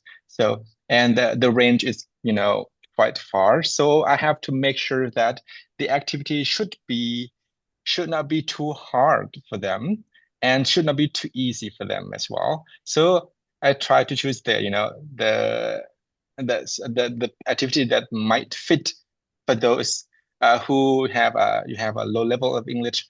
And also, if for the advanced students, I can adjust some sentences or activities to make it more challenging. For example, I just make them create their own sentences or something like that. But for the poor students, I have like a set of words for them, and they have to unscramble it.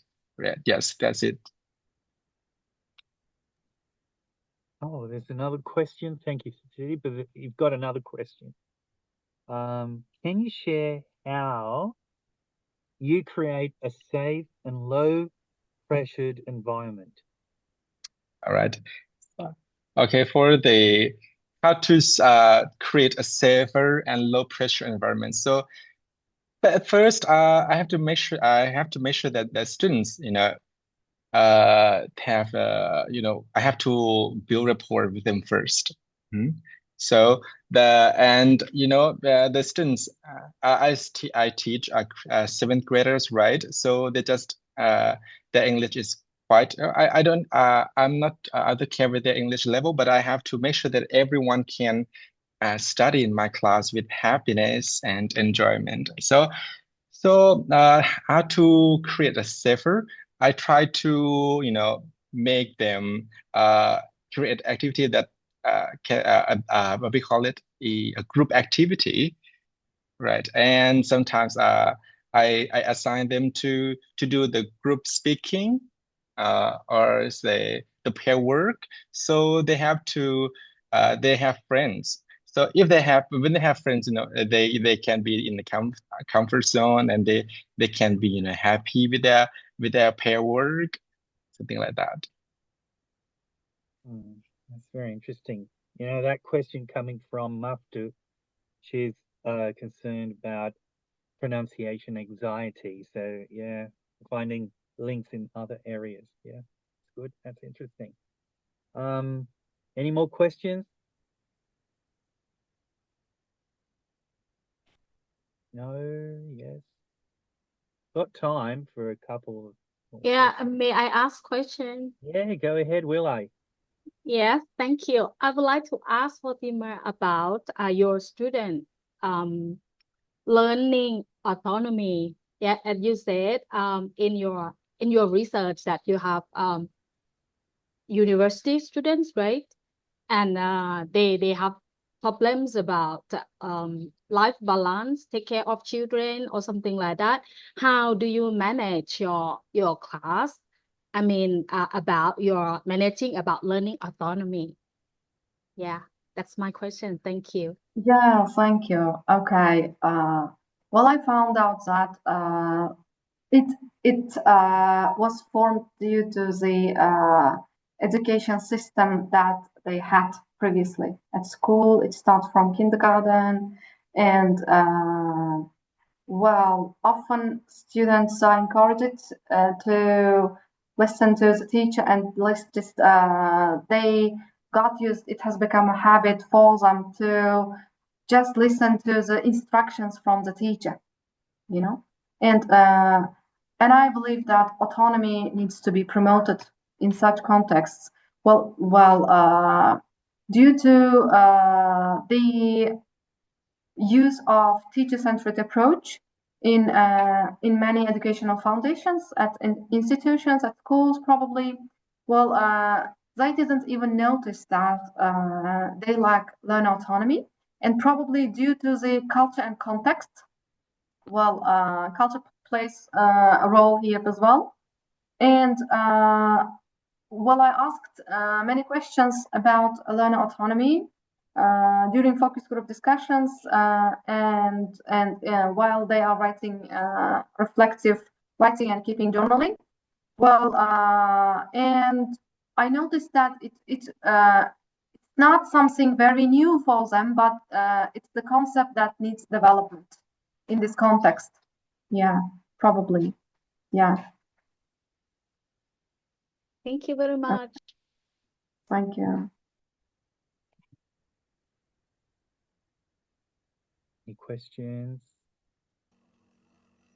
Yes. Oh, who's speaking? Oh, Tanawad, go ahead. I.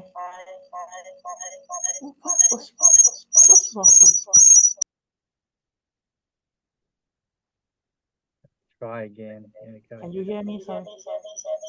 Yeah, we hear 2 or 3 like you speaking I at would the like to same ask time. you one question. Yeah, Like, go ahead.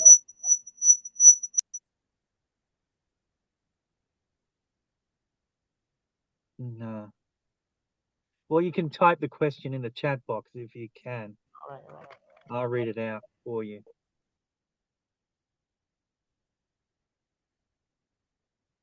So in the meantime, any other questions while Tanawad is writing the question in the chat box?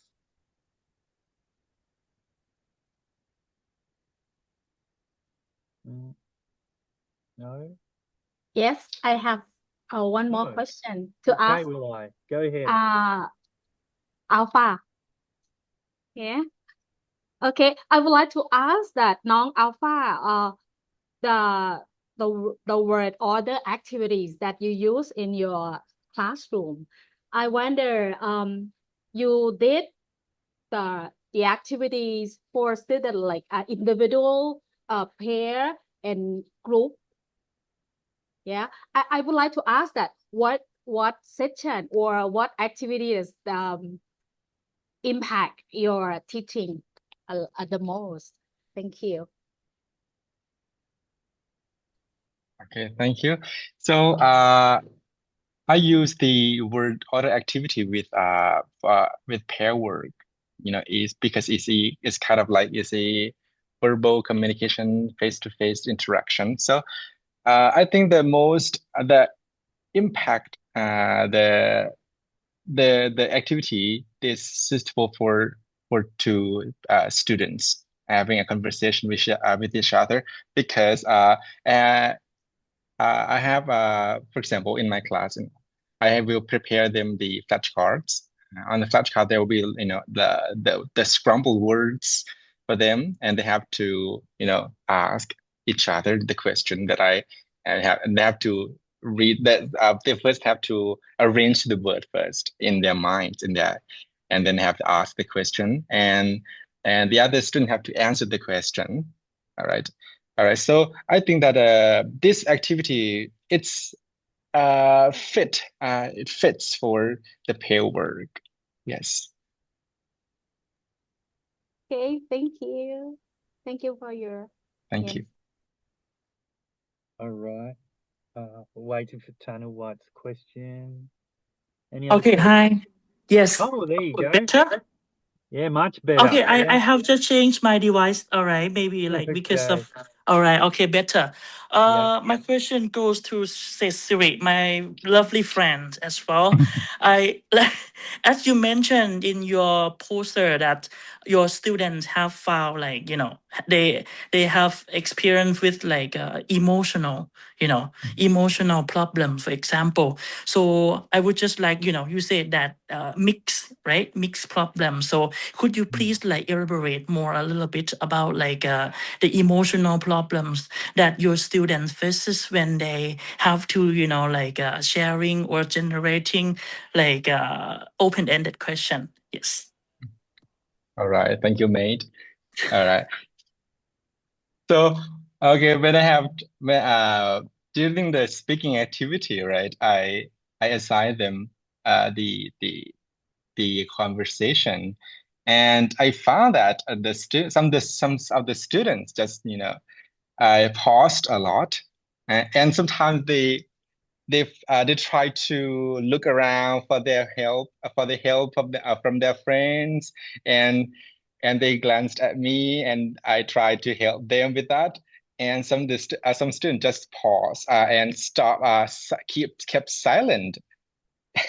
And I tried to figure out what was going on within their mind. So I used the focus group discussion. I asked them I want more deeper understanding about their ideas, their fear when they have to do the speaking activity. And they just said that they were afraid of making mistakes, because when they stand in front of a class, every their classmates stare at them, and they felt anxious and embarrassed when they have to speak English, but because they were not familiar with the language. As I said, that my students' English is quite low, and with a problem, as you want to know, they fear. They were fearful of when they have to make the mistakes and make errors. Yes. All right, thank you. Thank you. We have a question in the chat box. Hi, Nerman. This is from Lady Cornelia. Hi, Nerman. I enjoyed your presentation. Please, I would like to know about the greatest challenge you had in the course of your research. Yeah, so the greatest challenge when conducting the pilot workshop, it was a bit difficult during, limited time of my dissertation and so on to coordinate between STAR in the university and the place where I work. So I had to provide some volunteers volunteers from the place where I work, and volunteers from STAR, and to make sure that the students will come.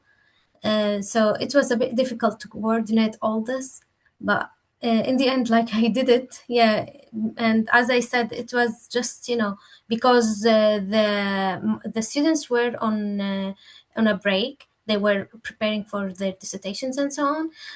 So if they want to volunteer, they don't have the time for that. Plus, the undergrad already left. They went to their, for example, like they went to their families, they went back to their countries. So that was the biggest challenge. Right, thank you, Fatima. Now, we have to stop here because we have the plenary session at 5:15 GMT. And just a few reminders. Don't forget to complete the feedback form. That's one thing. So in the chat box, you have the link to the feedback form. Also, the attendance as well. There's another form for the attendance. Make sure you complete that one too. Let's see, chat box, go. And lastly, if you want to receive a certificate, you gotta complete. Oh, hang on. Are you receiving these links? Yeah. No. Yes. Can you see the links in the chat box? No. No. No. Hang on. No, you're not. Okay. No, Let me not start yet. again. Okay. Really? Start again. Certificate. Certificate form. Go. Got it? Yes. Yeah. All right. So I was sending direct messages to someone by mistake. This one is the feedback form. There you go. Yep. Yes. And the last one is attendance. Okay, so make sure you complete these attendance. And I just noticed it's 12 past midnight in Thailand. So thanks Is it? Oh, for Yes. being here. oh, thanks. Yeah. Thanks for the sacrifice, Yeah, that says a lot about you. So, complete these forms and we'll meet in 5 minutes in room 1, this one, okay? So don't leave. Okay. Shut the cameras and see you in Yeah. 5 minutes. And mentors stay Bye. here. Mentors, you can stay and you can take part. Bye-bye.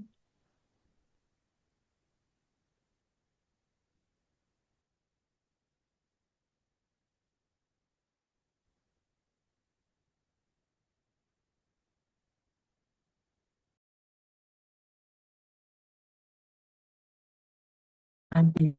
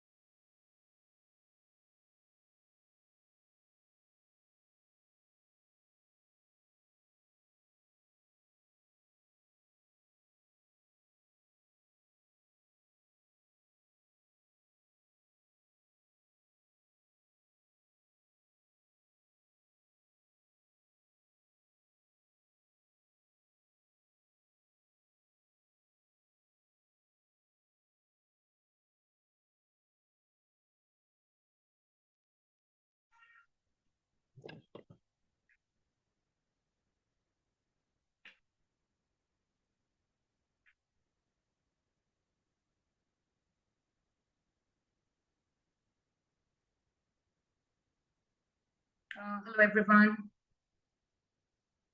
Welcome to the plenary session for mentors. I mean, we'll just start in another 2-3 minutes. We are waiting, for people, from the other rooms as well to join the plenary. Hi, Mariana. Thank you so much. Hello, hello. Lovely to see you. Lovely to see you. Great job. Thank you. I mean, I should thank everybody, great job. So far, so good.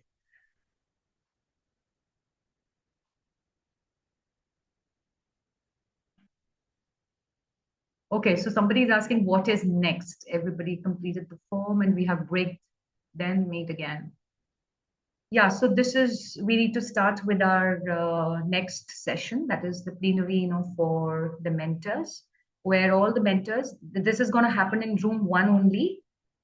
I think I did share the information, with the other 2 room in charges as well. And people know that they have to come back to room 1. So we are just waiting for 2-3 minutes and then we'll start. Richard is also there. Hi, Richard. Will you be able to join us? I think he's on mute.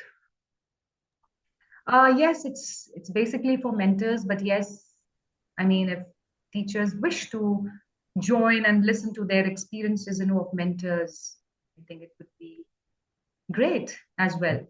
Hi, Hi, Richard. Hello, hi. How are you? I'm well, thank you. It's going very well, isn't it? Yes, yes. Yeah. No, I think it's good for everyone to listen, especially maybe some Yes, people would like to absolutely. think about being mentors in the future. Maybe. Absolutely. Yes. Yeah. Who want to be potential mentors. So it would be great to have you all. Yeah. Yeah. And thanks for staying up so late, some of you in Thailand. Yes. Yeah, especially people from India. I mean, it's already like quite late, for them, most of them. Yeah. Even Catch on their sleep. I noticed Kantanali's from Cambodia. Are you Kantanali? I can't remember. She's from Laos. I'm from Laos. Oh, Laos. So what time is it Yes. now? It's very late. But very close to Cambodia. Yeah, what time is it And now? right now is Yeah. midnight past 13. Ah, so the same as in Thailand, yeah. Close to Thailand, I think. Yeah. Yeah, we share the border to Thailand. สบายดีสบายดี สบายดีจ้าอีสาน แอนเป็นคนอีสานตัว แมนจ้า You share a language, similar. Share the same dialect. Yes, our language is very close. Yeah. Oh, yeah. And Ruben, what time is it in Argentina? Ruben or Mariana? Argentina, it's 2:15. 2 p.m. PM. Yes, Yes, 2:15. Yes. I think that's the range we have across the world. That's right. Yes. It's great. So, Vanita, let's begin, shall we? Okay. Shall we wait for just 1 more minute? Sure. Because I just got the information that people are just coming from the other 2 rooms as well. Just a minute. That's it. Yeah.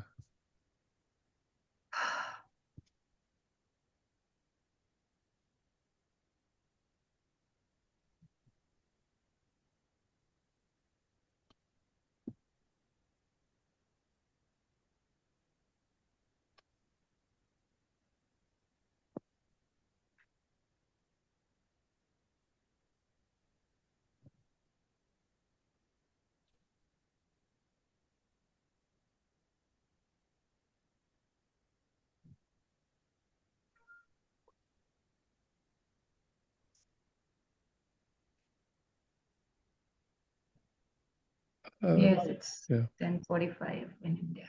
Yeah. So, Richard, shall we begin? Yeah, let's start. Yeah. Do you want to Okay. record? Are you recording this today?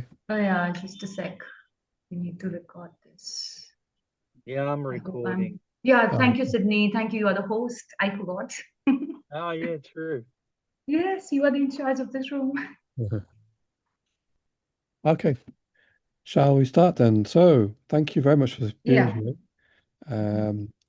And as I said right at the beginning, we a bit different from many conferences. We don't have guest expert speakers, but we do like to have plenary together sessions where we just we come together and we have it interactive, just like the rest of the conference.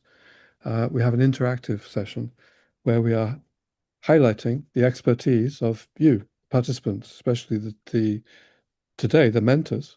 And today they know they are a little bit unseen behind the scenes, but the mentors are extremely important for helping teachers to do the excellent research you've been hearing.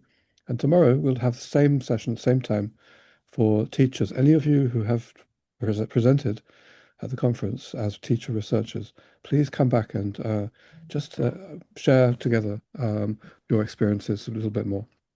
So today is about mentoring, and let's focus on the mentors who have brought teachers to this conference today. So we've got some questions, haven't we, Vanita? Shall I share the first set of questions? Yes, Okay. yes, sure. Please go ahead. Yeah, so we came up with some questions, possible discussion questions.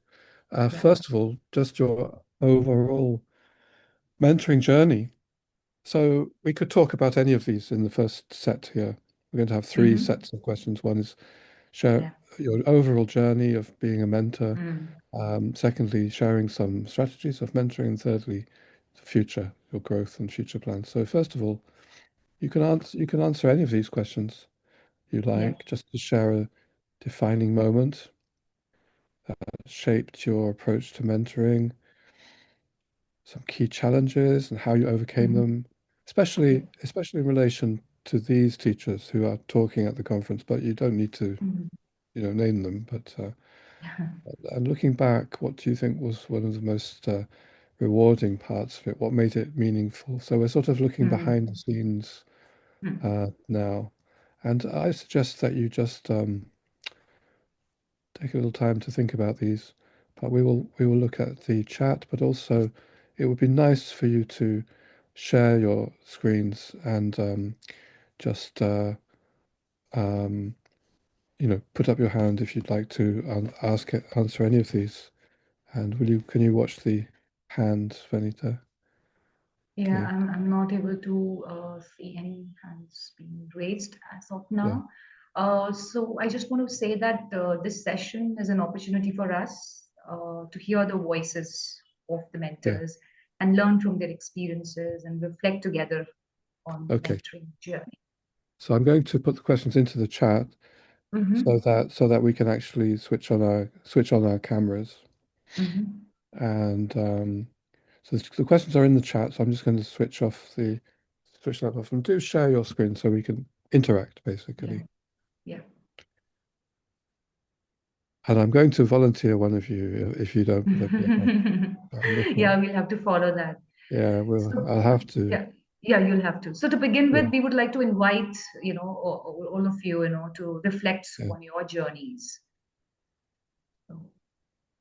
Yeah, I'm sure. Yes, Ruben, I can see the May first I? hand. Yes, Yes, okay. please. Just to break the ice. Sure. Okay. Thank you so much. No, thank you. Well,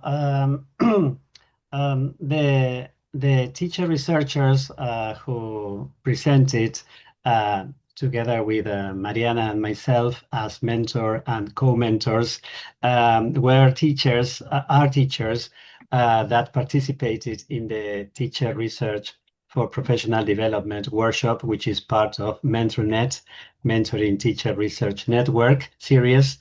And we are very happy with Mariana, and we have congratulated all of them, yes, because they started from zero, let's say. The workshop started the journey, yes, of teacher research or exploratory action research.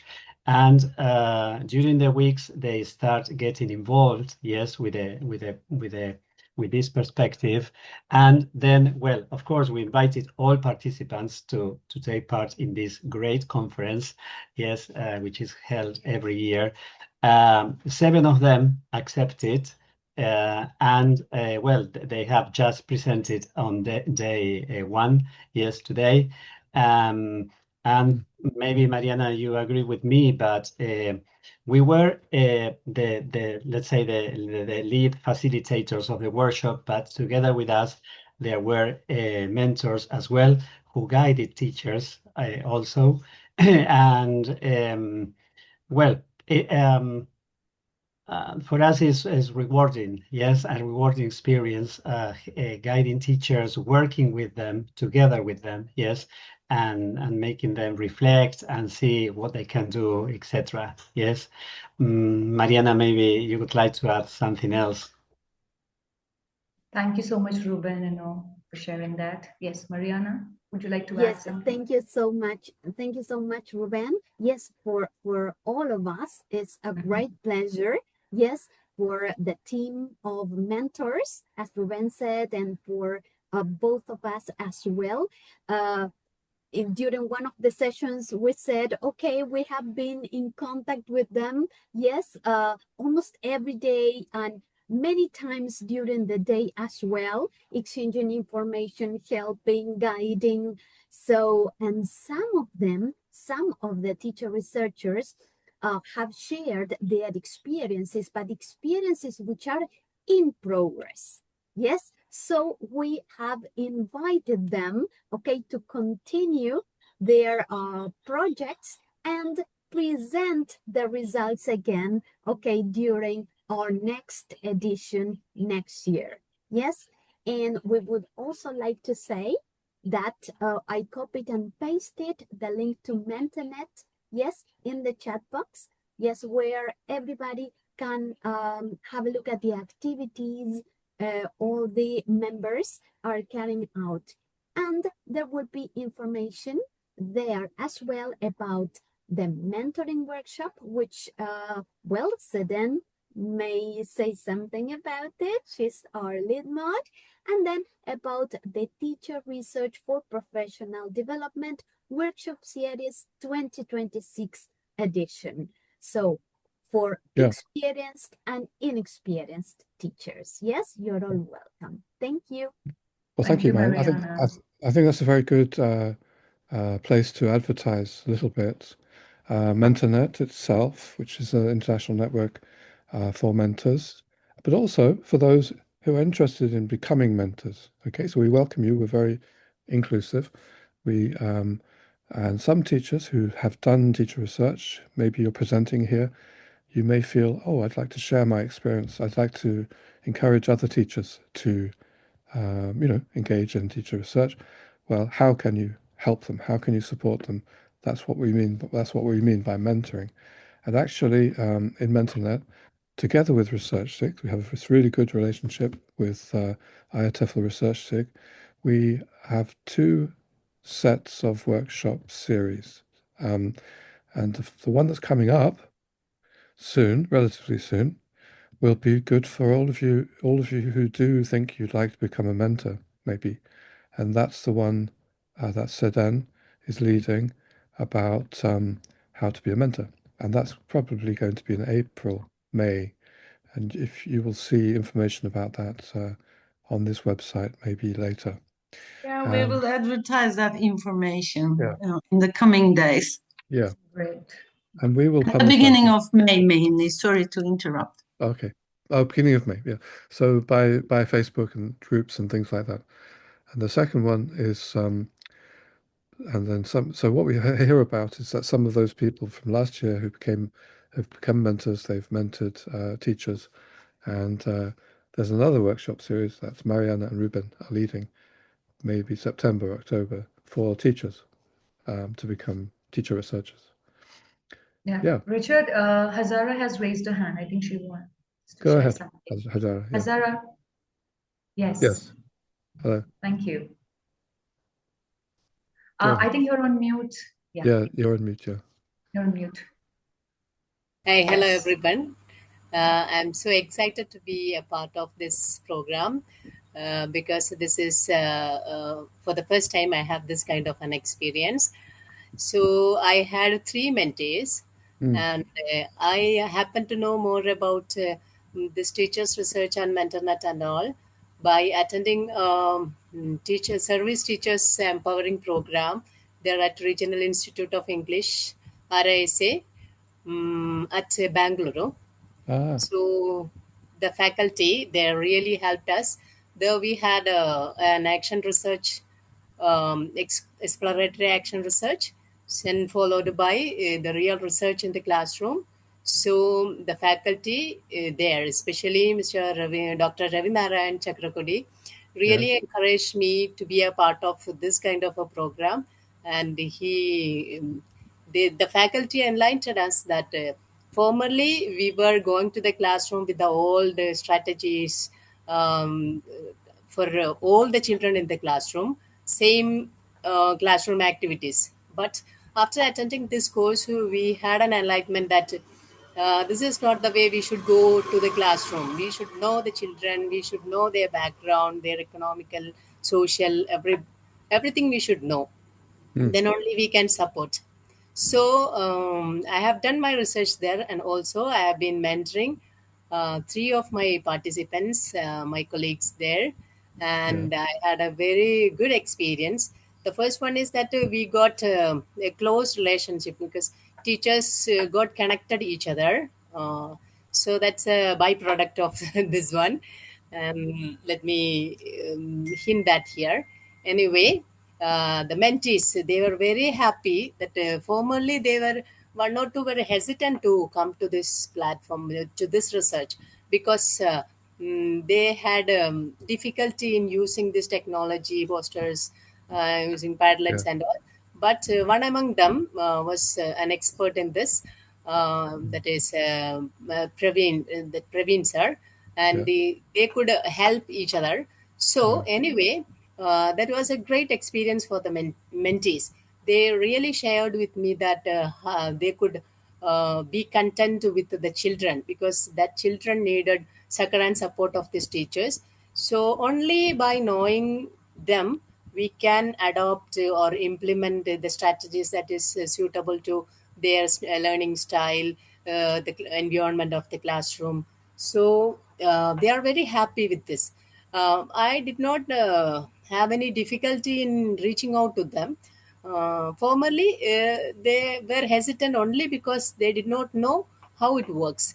But afterwards, they got interested. Really, they were passionate teachers. So, anyway, that was a nice experience. I think that I got this opportunity only because I attended a course there in RAC. Thanks to RAC. Thank you so much. And your mentor, Ravi, is here with us today. So I'm sure he's feeling very proud of you. And that's a wonderful story. You became involved in doing teacher research. Yes. And now excited by that. And now you've mentored 3 teachers who have come here, and they are getting excited by that as well. And thank you very much for sharing your wonderful, wonderful story. And that is a story that we hear sometimes. Thank you. So thank you so much, Razara, for those insights, because it's really interesting to hear how mentoring journeys, evolve through experience. Exactly. So thank you so much. Let's move to the next question. because mentoring, as we all agree, it's a rewarding experience, but it also comes with a lot of challenges, right? So we would like to hear some of the key challenges you have faced as mentors, and how have you navigated them? So I'm going to put them into the chat this time, because definitely. So here we are. There was quite a lot of different questions here, but we are talking about challenges and strategies for overcoming them. Strategies, absolutely. Yes. I'll read the questions. So how do you adapt your mentoring style Yeah. to suit different teacher needs? What advice would you give to a new mentor? That's a good question. We have moved to the very practical side of mentoring now. Yeah. How do you foster a safe and open space? What role does peer collaboration play, if anything? You share an example of collaboration leading to successful mentoring. Anybody here? Not Tajara, but somebody else would you like to share? Yes. We have lots of other voices also in this room, and we would like to hear those voices. May I share? Yes, please. Yes, please. Go ahead. Thank you so much. I will mention about I am a new mentor this year, And I am, this is my lead mentors here, Eleonora. And I would say that it's very challenge for me because I am an English teacher in primary school.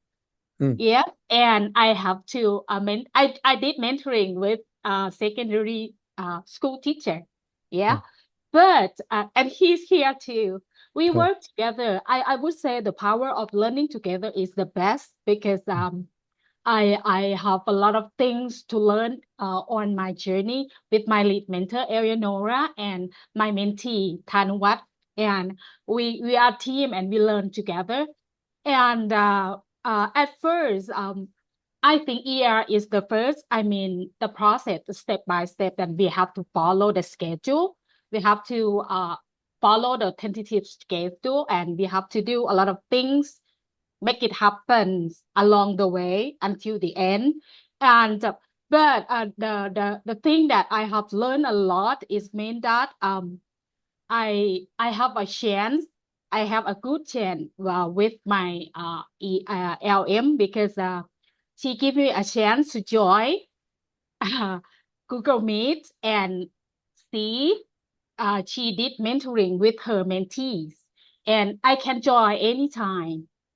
And I can invite my mentee join together, and we learn from each other. At first, I did mentoring with my mentee, but when we talk to each other, and then we go through meet our lead mentor, and then we will come back again with me and my mentee, and then we work together, go along the way.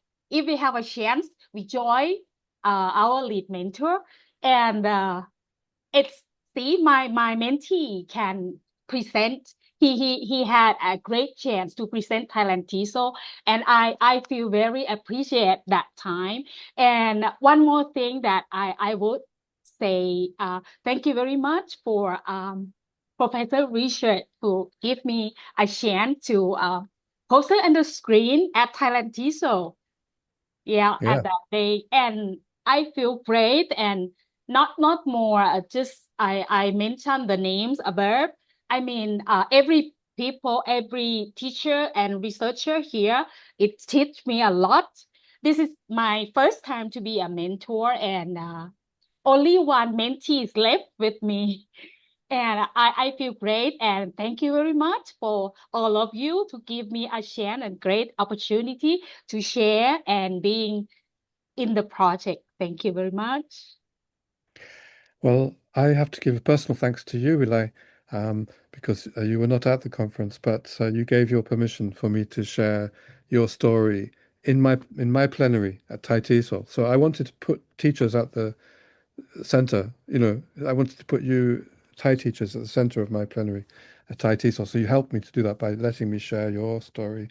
And again, we have a new story here of you becoming a mentor. And I just wanted to highlight, of course, as we heard before, the importance of what Ravi was doing in India to his course, every month course with many teachers in South India going on, and just look at all of the influence that he has managed to have just through that activity.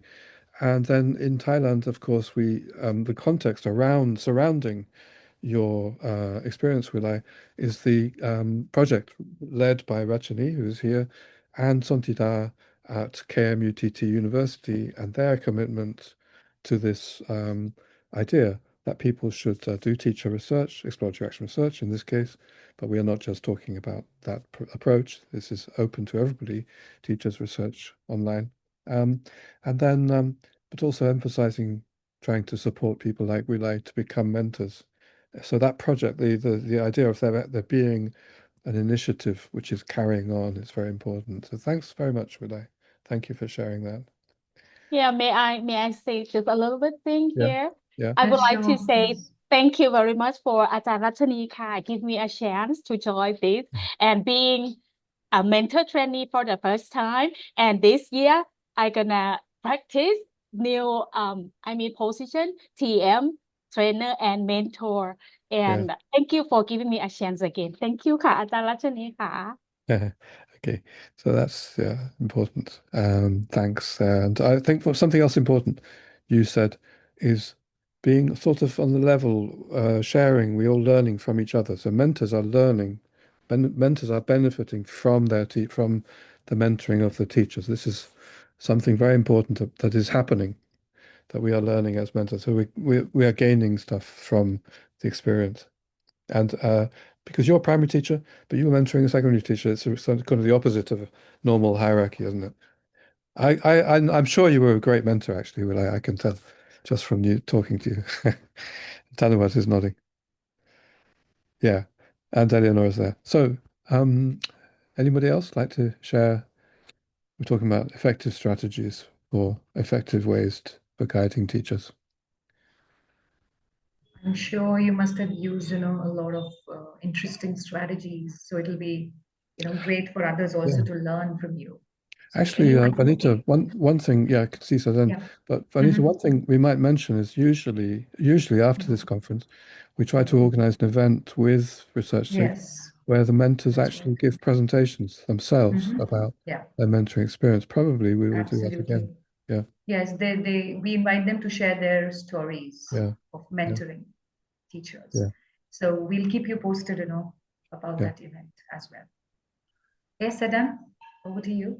Well, thank you very much for this organization. Actually, it is my pleasure to see that we are developing in terms of everything. I mean, the increased quality is amazing to see. We have very systematic approach.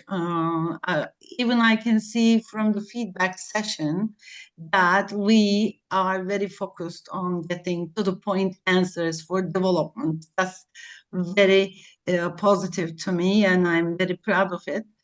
As for me, I was busy today. I was busy as a mentor. I was busy as a chair. Again, this was something I proudly did my best to contribute to the efforts of our dear MenTRnet. This is an amazing feeling, I need to say, to be a member of a great community. It's invaluable and very supportive in every time, in good times and bad times. That's another thing. For me, something new happened this year. I was a mentor in an international context. I had two mentees from Nigerian and Cameroon context. And this was different to me. I co-mentored with other mentors, but this was totally different because I was mentoring to a different culture, in a different time zone. I reaffirmed that the just constructing the bridge of communication with the mentees was immense important. I was new in the group because the group has conducted earlier last year very successfully, and some of them knew about how to conduct exploratory action research. I think building the relationship was the most important to me. I needed to get how they were processing with their research, and first via email and then via WhatsApp. We needed to communicate, and I needed to give feedback to them, and I needed to feel trusted for them. I saw them, I witnessed that, and they trusted me. I don't know, we became, we had a very good relationship, and they performed their presentations successfully. I'm feeling happy for that. I say communication is the key, the first strategy I would suggest, and being human, being understanding, being patient, is very important. Being resourceful is very important. I found myself exchanging emails, just asking after what's happening. I mean, we had the 2 weekly meetings, but after that, I need to write to them because sometimes they wouldn't write to me. I needed to learn what was happening in the meantime. So contact was important, I would say. That's okay. I think that's all I can say. Thank you very so much. Thank you so much, Sidan. I Thank think you. it's very, very interesting to hear, especially how mentoring across different contexts and who can bring new perspectives and learning, for both mentors and teachers. Thank you for sharing that. It really highlights the richness of this conference as well, where mentors and teachers are often working across very different educational and cultural contexts. I think you have shared a very, very valuable point. Working with teachers from different contexts often, pushes us to rethink, our assumptions, and also in a way enables us to adapt our mentoring approaches. So what you mentioned, Sedan, is really, reflects the spirit of the teacher research community, learning from diverse contexts and supporting each other, across geographical and professional boundaries. I mean, I wonder if any other mentors, here have had a similar experience of working with teachers from a different context and how that influenced your mentoring approach. Well, Mayonge has raised her hand. Mayonge, would you like to? Yes, Mayonge, please go ahead. Go ahead. Hello? Hello. Yes, Go yes, ahead. we can hear you. Okay, hello? Hello. Hello, yes. Yes, good evening or good afternoon, whatever time you have there. So I'm glad to share my experience as a mentor. I started mentoring last year. Last year I co-mentored with one of my colleagues here from Cameroon. And this year I was privileged to have 2 mentees still on the journey of learning to become a mentor. And one strategy that I use to effectively mentor the teacher researchers was to create a small WhatsApp group. We're just 3 in the group. I created a group where just 3 of us. That was so that we could facilitate communication. And within that group, each of them could share their challenges, and together we shared ideas on how to navigate these challenges. That made it easier for me. And when I couldn't get to them on the WhatsApp group, I tried to make calls. I was lucky that all of them are from Cameroon, even though living in different towns, but so we are within the same time zone. That made it easy for me to get to them within the time zone that were available. And then they helped to collaborate when they had to present their posters. Both of them didn't have any idea on how to create posters. They didn't know how to use PowerPoint. So just through that WhatsApp group, I had to walk them through the process of creating posters. And one mentee helped the other mentee to create a poster. And that to me was great, was a great success, because I think that during the process of mentoring, if we create a space where the mentees can collaborate with one another and provide support, they come out of there from that experience enriched, and they can equally go about to support other mentees if they have the opportunity to mentor. I think it is a kind of growth. We grow together as mentor and mentees. So that is what I wanted to share. Thank you very much. Thank you, Mayonge. Yes, that lesson of growing together is very, very important. And actually, about posters, I realize now that we may need to help some people to make these posters, but it's nice to hear that people in the group could help one another about that. And I think, Vanita, one more from Sampath, and then we should move to the next question. So Sampath, over to you. Yeah. Sampath, over to you. Yeah, thank you. Thank you. So I'd like to share my journey as a mentor, as a super mentor, as a mentee, so all these days. I was introduced by Vinay Razu. I don't know, from Telangana. He was there with Rama Mathumam Ravinarayan sir earlier. and I was mentored by when I in 2020, and later the journey was like anything. I was like quite inspired, and my topic was like a different one, like indigenous games to improve the language skills. And it was a beginning, and later I became mentor and super mentor. I mentored. We got a Hanbei project funding, and later ARMS project funding. And with all these teachers, we did last year a multilingual classroom, problems of multilingual classroom with 30 plus teachers, and guided by Ramamethu ma'am. And we got that opportunity later. So still we are continuing this process of action research and planning for other things. And the most transformation among the teachers and teacher researchers is that most of the people are intended to do research, academic research. Like most of them professionally, they want to be sound, and they have chosen got admissions in PhDs even.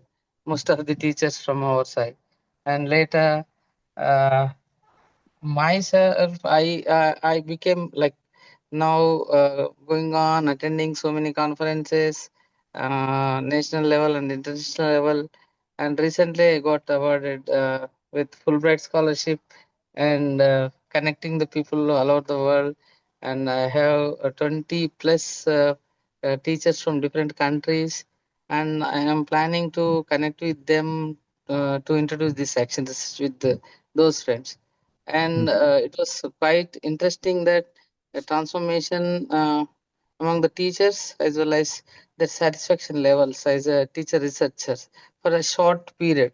Like they reflect themselves, they improve themselves professionally, they grow, and try to attend so many conferences, meeting the people, networking the people, learning from each other. And it's a great thing happening in Telangana. So I'm happy to Thank you. share with you. Thank you.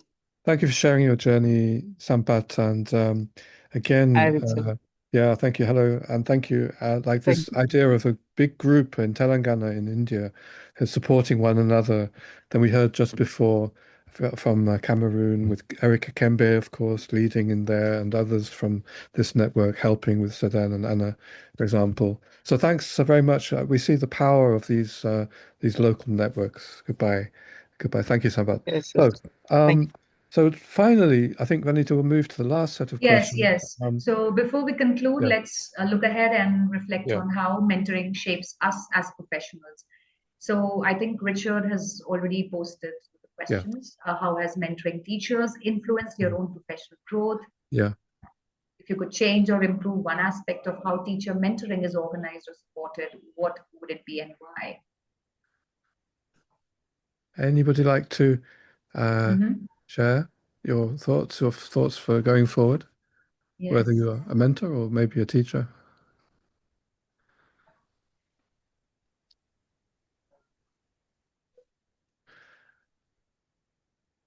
What do you find fulfilling? Why is mentoring good? Osondu. Yeah, we do have somebody, yes. Osondu. Osondu, yes, over to you. Glad that you raised Yes, your I hand. did. Yes.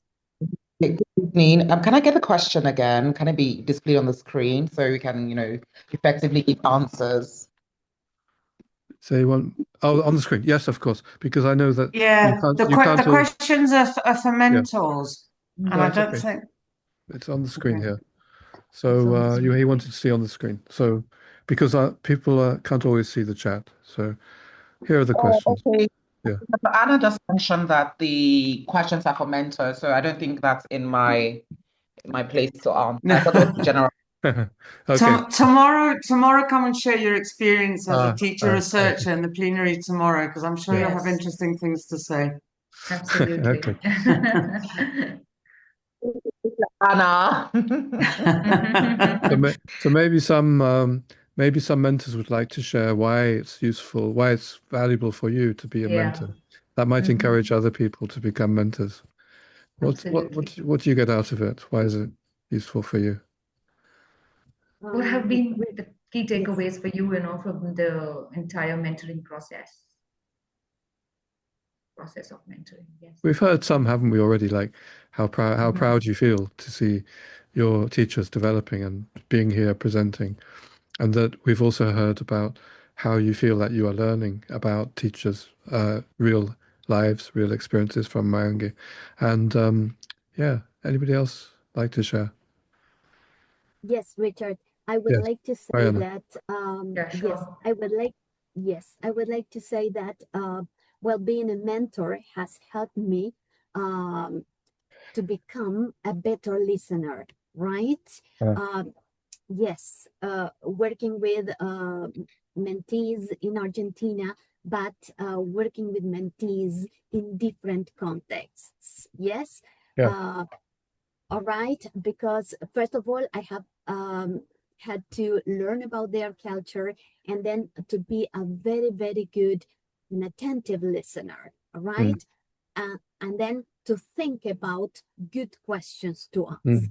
All right. To start this dialogue, yes, between my mentees and myself. Yeah. Right. I guess, Mariana, you've put your finger on two very important aspects of mentoring, which we may share with people here who are not mentors. One is listening, and one is really trying to focus on what the other person is wanting to say, and the other is asking questions to get them to speak about their situation.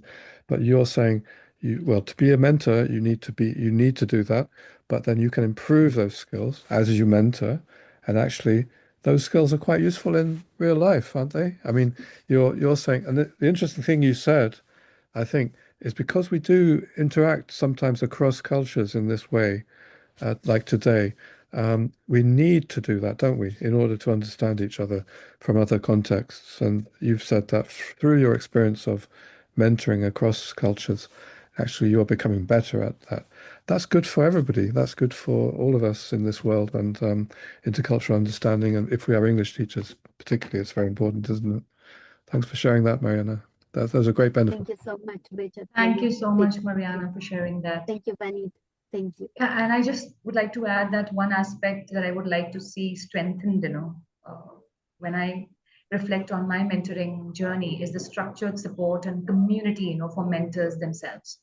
Because often mentors, they work closely with teachers and support their research journeys, but mentors may not have enough opportunities to connect, with other mentors or share challenges and learn from each other. So I think creating more regular spaces, for mentor collaboration and reflection, like we have our MenTRnet community, such mentor forums or peer discussions, could be very, very valuable. And these spaces would actually allow mentors to exchange strategies, discuss challenges, and reflect on their own mentoring practices. And I think Richard has already shared the mentoring website, and we welcome all the potential mentors to please kindly join this amazing organization. Thank you. Sedan, would like to comment? Yes, Sedan. As a practitioner-minded academic, I have always integrated. You're a academic. I'm academic, but very practitioner-minded. Okay, then. I have always witnessed with the pre-service teachers and the MA students, exploratory action research is an amazing opportunity to get them relate theory to practice. Otherwise, you keep lecturing and lecturing, even you implement tasks to say what you mean. They need to do it based on their experience. So you witness their growth, their understanding, their like bulbs are lighted somehow. I have witnessed that many times, and I wanted to share that. And as for me, one of the best benefits of mentoring teachers is to have the opportunity to know about their challenges in the context, because every year the scope, the depth, everything related to those challenges, puzzles are changing. As an educator, I mean, we are academics, and we are very used to reading papers written in our fields. You are, not everybody, but we are, yes. Yes, we are. Yeah, yeah. And we have the opportunity to know about the real challenges happening in our field and all around the world. That's, I mean, that's a very important gain for me. So then, let me just comment on that. Yeah, you and I, we are teacher trainers. We have student teachers who are going to become teachers, and you're highlighting the value for us in that we stay in touch with the realities of teaching through this practice of mentoring teaching. I completely agree with you. I find that the great benefit for me. And I just wanted to highlight. I was sitting. I had to drive down to come to see my father, and but I could listen in the car. I couldn't do question and answer, so I had to stay in this room, room 1. And so one thing we had this conference was a lot of student teachers from Uzbekistan, and they've been trying to, with Eleonora's leadership, actually bring a more exploratory action research into pre-service teacher training, and that's a very important development as well. I've mentioned some of the groups like Telangana, India with Ravi, Thailand. We also have Argentina. We also have our own networks, through the MenTRnet, and Eric in Cameroon. These are very important contexts, structures, which we hope will continue. But in the end, for this benefits of this practice to expand, pre-service teacher training, if we could only bring more into that. And it was very nice to have the student teachers talking today and hearing how they're young teachers who full of energy, and they're going to, it's going to be good for them, I think. And yeah, so time to almost end, I guess, Juanita. Yes. Yeah. So thank you to all the mentors for sharing such thoughtful reflections and experiences. I think what we have heard today reminds us that mentoring is not only about guiding teachers through research, but also building a supportive and collaborative professional community. So your insights today will certainly inspire many teachers and mentors in our global network. Thank you, everyone, for being part of this enriching conversation.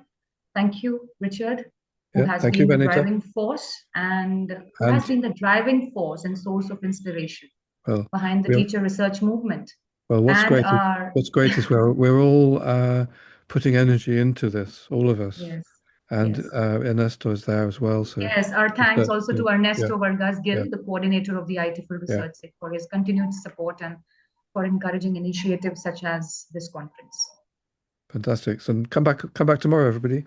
Yes, just a few announcements, Richard. Okay. Just a sec. For tomorrow, so we are starting. So the conference, it was the first day of our conference, and we begin with the second day tomorrow at 12 p.m. GMT. So a gentle reminder to please check the room assigned to your session in the program and use the correct Zoom link. We request the chairs, mentors, and presenters to kindly join their rooms 5 to 10 minutes before the session begins so that we can ensure everything runs smoothly. We kindly request the presenters to keep up to the allotted presentation time so that we have sufficient time for discussion and questions. And we encourage all participants to actively engage in the discussion and Q&A sessions, because these conversations are an important part of the learning and sharing that this conference promotes. And that's what makes this conference, very different and very unique. And later today, we'll gather again, tomorrow for the plenary session, but I think it's in the evening itself, with Teachers Reflect, followed by our final reflections and the roundup session, where we will conclude the conference together. We would like to thank all the mentors, chairs, reporters, and presenters for their contributions and commitment to making this conference truly global space for teacher research. Thank you, everyone. Thank you, everyone. Bye-bye. Thank you. Bye-bye. See you tomorrow at 12 p.m. Bye. Thank you. Thank you. Bye. Bye from Thailand. Thank you, Thailand. Bye-bye. Thank you.